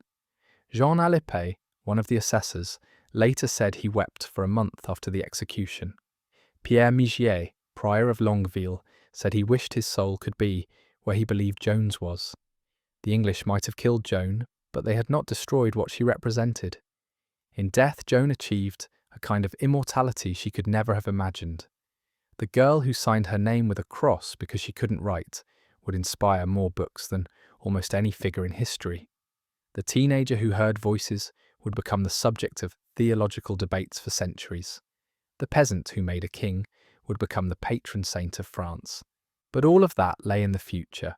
On May 30th, 1431, Joan of Arc was simply dead, her ashes floating down the Seine toward the sea. She was 19 years old. She had changed history in less than 2 years of public life. She had saved a kingdom, crowned a king, and died for her beliefs. The voices that had guided her from Domrémy to Rouen were silent at last. Or were they? For in a sense, Joan's voices would never stop speaking, echoing through history in the causes of all who fight against impossible odds, who stand against injustice, who refuse to deny their truth, even in the face of death. The morning after Joan's execution, Rouen seemed haunted. English soldiers who had cheered for the burning spoke in whispers. French citizens who had watched in silence now gathered in small groups, sharing stories of the dove, the name in the flames, the executioner's tears. The ashes in the Seine had dispersed, but something remained in the air: guilt, doubt, the uncomfortable possibility that a terrible mistake had been made. In the English strongholds across Normandy, commanders waited for the political dividend from Joan's death. Surely now the French would lose heart. Surely Charles VII, exposed as the follower of a condemned heretic, would lose legitimacy. Surely the war would return to its pre-Joan pattern of steady English victory. But the opposite occurred. Joan dead proved more powerful than Joan living, at least in the realm of symbol and inspiration. Charles VII, who had done nothing to save Joan, now found himself forced to defend her memory, to defend his own legitimacy. If Joan was truly a heretic, then his coronation, performed at her insistence, was tainted. If her voices were demonic, then his crown came from hell. The king who had abandoned Joan living now needed Joan dead to be innocent. But Charles moved cautiously, as was his nature. For 5 years after Joan's execution, he did nothing official about her case. He was still negotiating with Burgundy, still trying to find a diplomatic solution to the war. Raising the matter of Joan's trial would antagonize both the English and the church authorities who had condemned her. Better to let sleeping martyrs lie. The Treaty of Arras in 1435 changed everything. Philip the Good, Duke of Burgundy, finally abandoned his English alliance and recognized Charles as the legitimate King of France. The reasons were purely practical. The English were losing, and Philip wanted to be on the winning side. But the treaty's symbolic importance was enormous. The civil war that had torn France apart was ending. The kingdom Joan had dreamed of, unified under its rightful king, was becoming reality. With Burgundy's defection, English power in France crumbled with surprising speed. Paris fell to Charles in 1436, the citizens opening their gates to the king Joan had tried to give them. Normandy held out longer, but by 1450 it too returned to French control. By 1453, the English retained only Calais of all their French possessions. The 100 Years' War was over. France had won. Joan's impossible prophecy had come true. It was only with victory secured that Charles finally turned his attention to Joan's memory. In 1449, as his armies entered Rouen where Joan had died, Charles ordered an investigation into her trial. The political motivation was transparent. He needed to clear his own name by clearing hers. But the investigation, led by Guillaume Bouillet, uncovered genuine irregularities that shocked even cynical courtiers. Bouillet interviewed surviving witnesses, examined trial records, and discovered the depth of Cauchon's corruption. The suppressed testimony from Domrémy emerged, showing Joan's exemplary childhood. Guards confessed to stealing her women's clothes to force her into male dress. Notaries admitted to falsifying records under threat. The substituted abjuration document was exposed. The trial that had seemed so thorough, so legitimate, was revealed as a masterpiece of judicial fraud. But Charles needed more than a royal investigation. He needed the church itself to reverse its verdict. This required papal authority, and in 1452, Pope Nicholas V authorised a new investigation. But Nicholas died before it could proceed, and his successor, Calixtus III, had his own agenda. It wasn't until 1455, 24 years after Joan's death, that the formal process of rehabilitation began. The moving force behind the rehabilitation trial was not Charles but Joan's mother, Isabelle Romay. Now in her 70s, having lost her husband and seen her daughter burned as a heretic, Isabelle travelled to Paris to demand justice. On November 7th, 1455, in Notre Dame Cathedral, she presented her petition to the papal commissioners, breaking down in tears as she described her daughter's fate.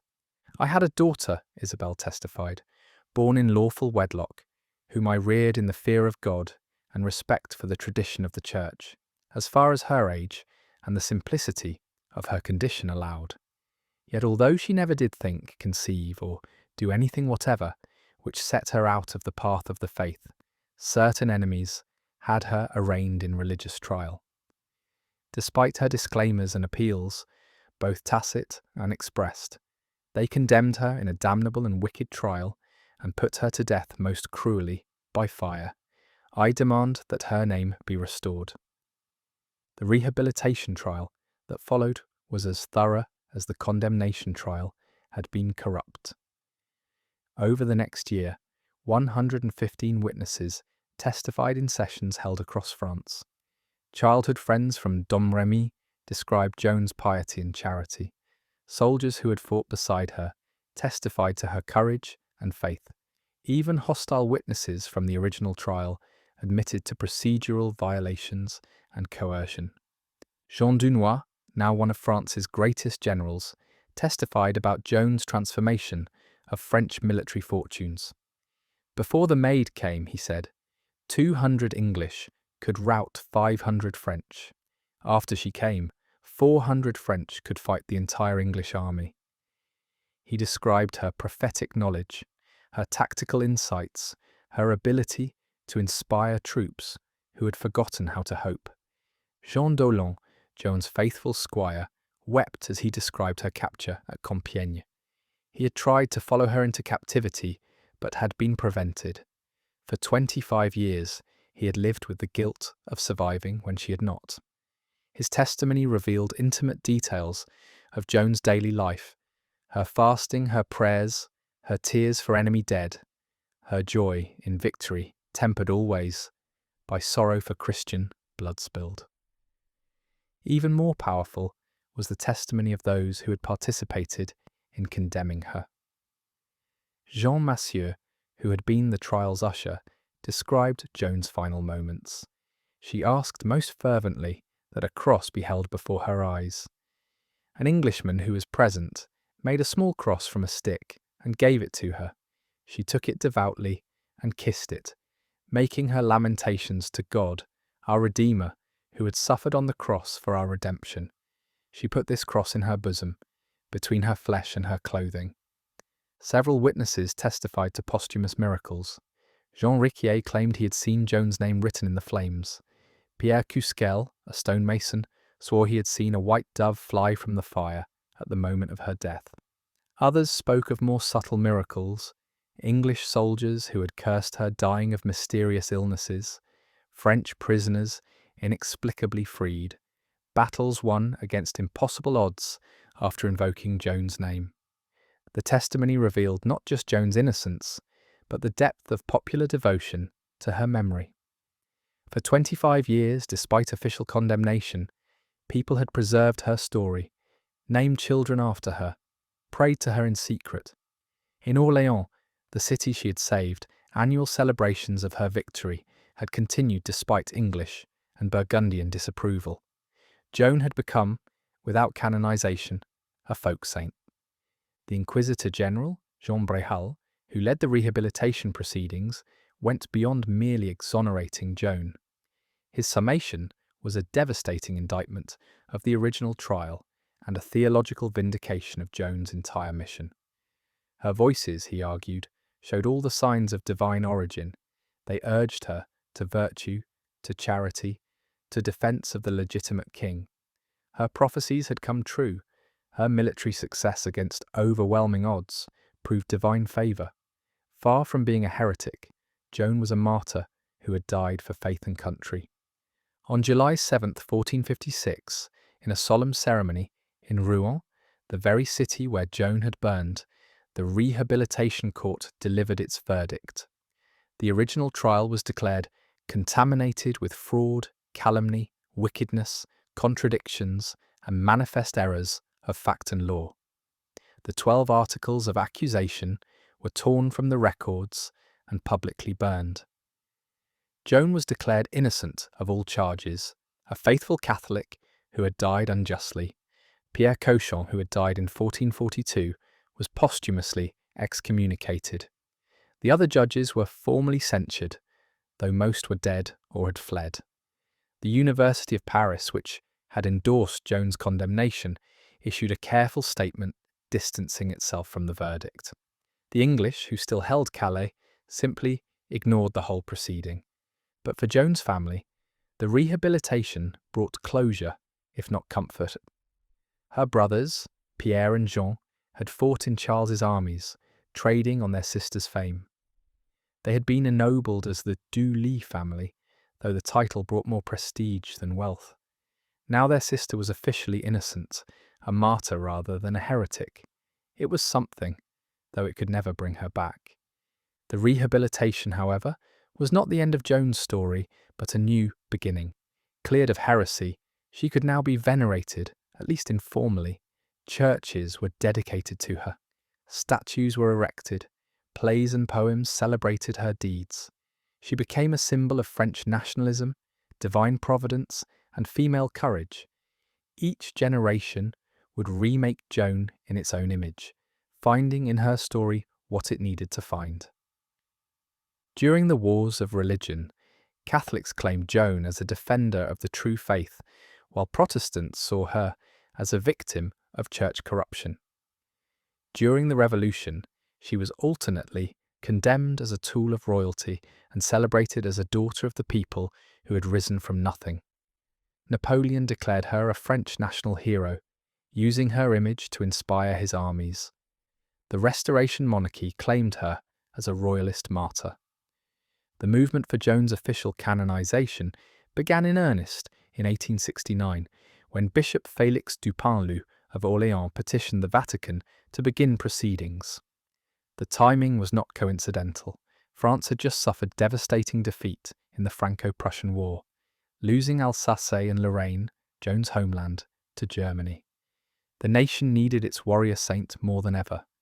The canonization process was extraordinarily thorough, lasting over 50 years. Every aspect of Joan's life was examined. Her voices were subjected to medical and psychological analysis.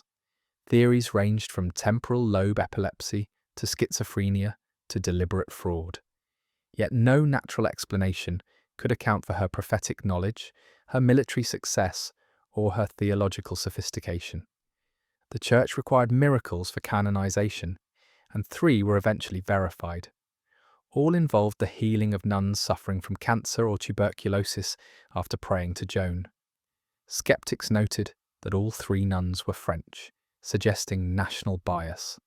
But the medical examinations were rigorous, the cures inexplicable by natural means. The political implications of Joan's canonization were complex. The French Third Republic, officially secular and anti-clerical, nevertheless supported the cause, seeing Joan as a national rather than religious figure. Conservative Catholics hoped Saint Joan would inspire a religious revival. Liberals feared she would become a symbol of reaction. Feminists claimed her as a pioneer who had broken gender barriers. Traditionalists insisted she was an exemplar of obedient faith. Pope Pius X, who beatified Joan on April 18, 1909, navigated these controversies carefully. In his pronouncement, he emphasized Joan's personal virtues, her purity, courage, and faith, rather than her political actions. She was blessed not for making a king, but for obeying God. Her military victories were less important than her spiritual fidelity. It was a masterpiece of diplomatic theology. The beatification ceremony in St. Peter's Basilica was attended by 30,000 people, including representatives of the French government despite its official secularism. The paradox of anti-clerical republicans celebrating a Catholic saint was lost on no one. But Joan transcended such divisions. She belonged to all France, perhaps to all humanity. World War I accelerated Joan's final canonization. French soldiers carried her image into battle. The British, now allies rather than enemies, conveniently forgot their ancestors had burned her. Americans entering the war in 1917 adopted Joan as a symbol of righteous warfare. She became the patron saint of the Allied cause, her feast day celebrated in the trenches. On May 16, 1920, less than 2 years after the armistice, Pope Benedict XV canonized Joan of Arc in a ceremony attended by representatives of all Allied powers. The British cardinal who participated noted the irony without dwelling on it. The decree of canonization carefully avoided political statements, focusing on Joan's theological virtues and personal sanctity. She was declared a virgin, not a warrior, a martyr, not a nationalist, a saint for all Christians, not just the French. Yet the French claimed her anyway. The Parliament, still officially secular, declared May 8th, the date Orléans was liberated, a national holiday. Statues of Saint John appeared in every major city. The humble house in Domrémy became a national shrine. Charles Péguy, the poet-philosopher, wrote, "The faith of Joan of Arc was the kind of faith that moves mountains." And it did move mountains. It moved the mountain of English power. It moved the mountain of French despair. During World War II, Joan's image became contested. The Vichy regime claimed her as a symbol of traditional Catholic France. The resistance saw her as an inspiration for fighting foreign occupation. De Gaulle invoked her name when calling for French liberation. Even the Germans tried to appropriate her, arguing she had fought against the same English perfidy that now threatened Europe. But Joan transcended all attempts to capture her for narrow causes. She remained what she'd always been, an impossibility that happened, a paradox that lived, a voice from heaven that spoke through an illiterate peasant girl. Theologians still debate her voices, historians still argue about her impact. Feminists, nationalists, Catholics, and skeptics all claim her for their own. Mark Twain, who spent 12 years researching her life, called her by far the most extraordinary person the human race has ever produced. George Bernard Shaw, in his play Saint Joan, portrayed her as the first Protestant, the first nationalist, the first modern woman.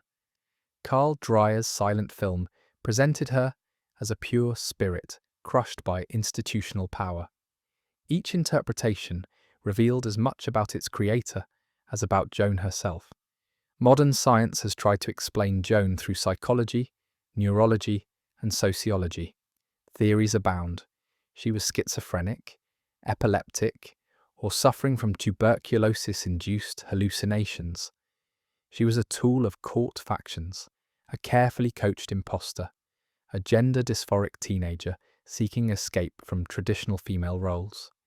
Each theory explains something, but nothing explains everything. The essential mystery remains. Perhaps that mystery is the point. Joan of Arc stands at the intersection of faith and reason, nationalism and universalism, tradition and revolution. She was deeply medieval, yet strangely modern. She heard voices no one else could hear, yet changed history everyone could see.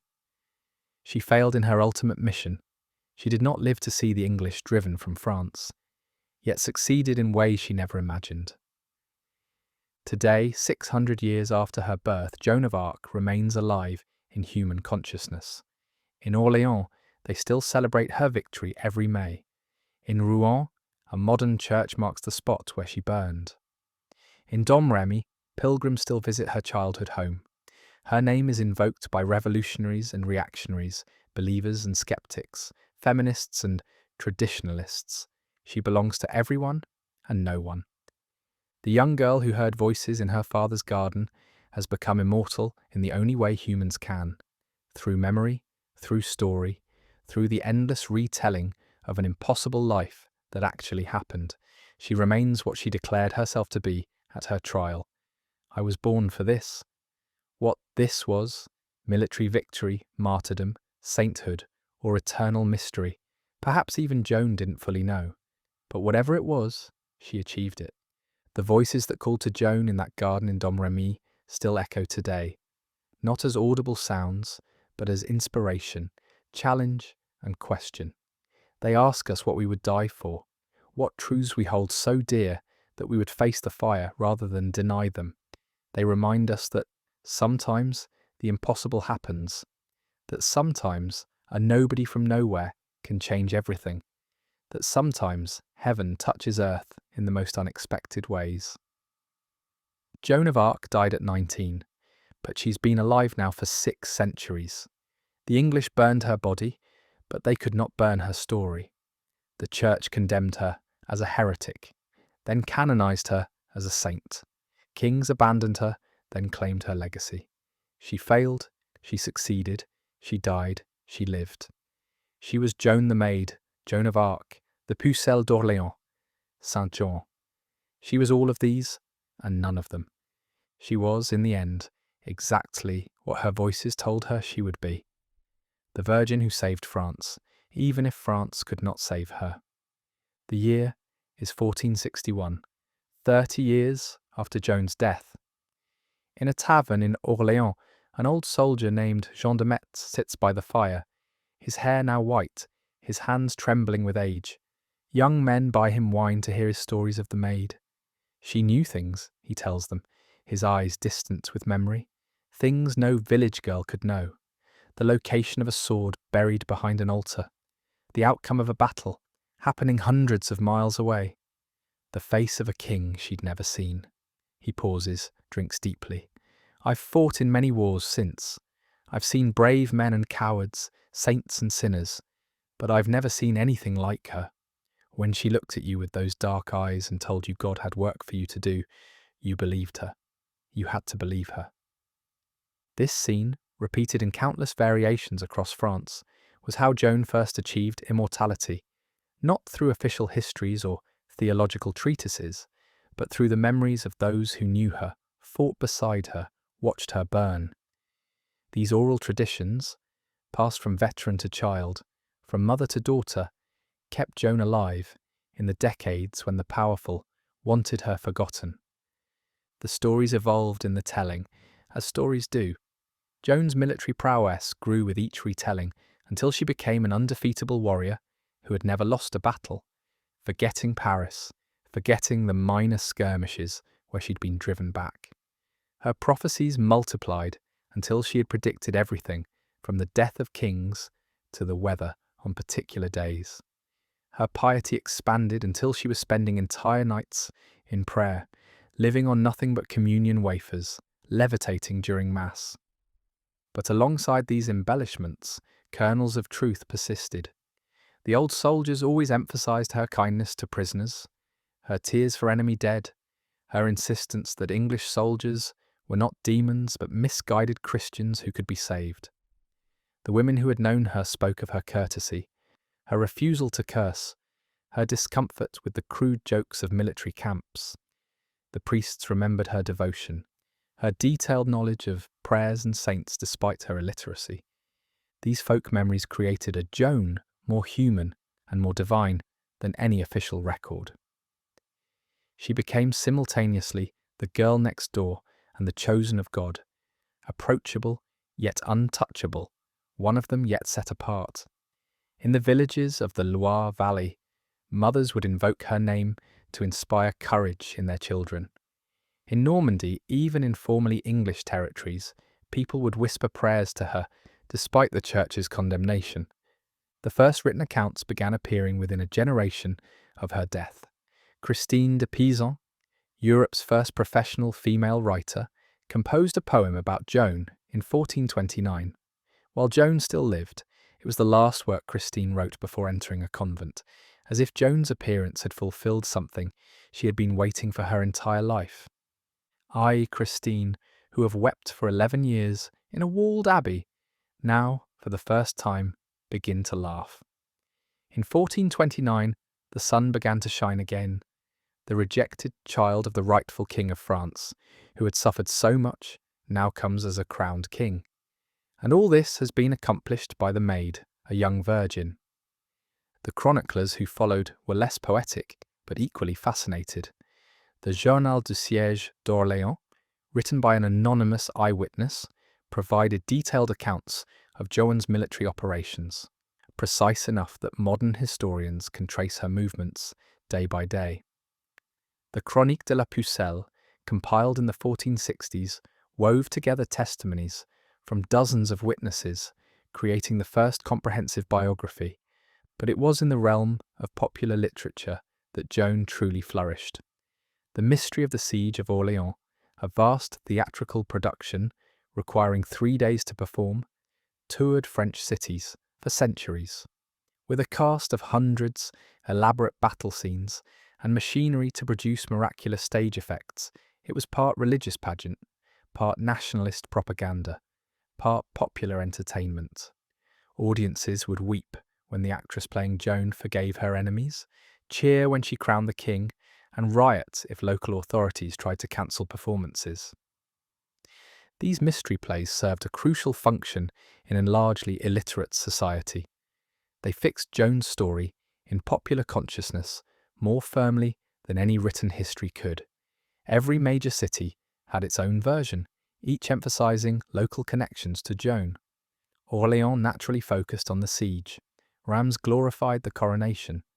Rouen, in a complex act of communal penance, staged elaborate recreations of the trial and execution, with the English portrayed as devils and Cauchon as Judas. The Renaissance brought new interpretations.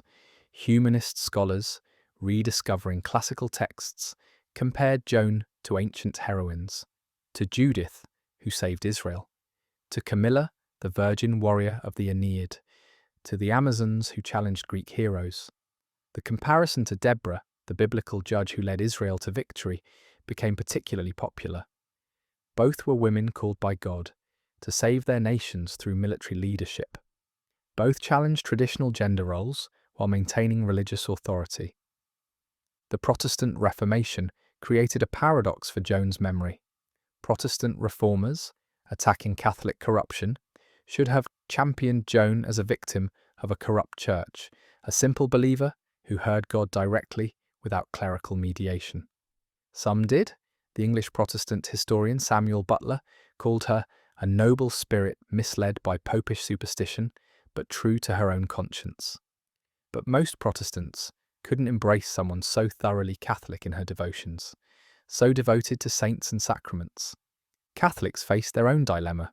Joan was increasingly popular as a symbol of faith, but her claim to direct divine revelation outside church authority was troubling. The solution was to emphasize her submission to the church and her orthodox beliefs. She became a model of obedient faith rather than revolutionary inspiration. The wars of religion in the 16th century saw both sides invoke Joan. Catholic League preachers compared their struggle against Huguenots to Joan's fight against the English. Protestant pamphlets portrayed Joan as a victim of the same clerical tyranny they were fighting. Henri IV, converting from Protestantism to Catholicism to claim the throne, explicitly invoked Joan's legacy as someone who had united France across religious divisions. The Enlightenment brought the harshest criticism Joan had faced since her trial. Voltaire's mock epic La Pucelle d'Orléans portrayed her as a comic figure, mixing ribald humour with anti-clerical satire. For Voltaire and the philosophe, Joan represented everything they opposed: superstition, fanaticism, medieval ignorance. That a peasant girl's hallucinations had changed history proved the danger of religious enthusiasm. Yet even Voltaire couldn't entirely dismiss Joan. In his serious historical works, he acknowledged her courage and impact. This young girl gave to the astonished world an example of courage that men rarely give, he wrote. The Enlightenment's attack on Joan revealed its own limitations, its inability to acknowledge forms of truth beyond reason, its dismissal of popular agency, its contempt for the medieval world that had created the culture it claimed to transcend. The revolution initially rejected Joan as a royalist symbol. She had made a king.